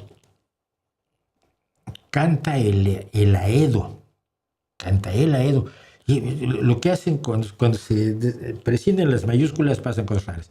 Mauricio, pregunta seria. ¿Cómo te diste cuenta de que el alcohol no te ayudaba realmente en tu creatividad? Yo también conozco a muchos que sienten que consumir algún tipo de drogas es como abrir el nirvana. Y le digo, mira, cuando tuve la suficiente honestidad como para darme cuenta de que lo que escribía cuando bebía era malísimo y requería el doble de trabajo para más o menos enderezar.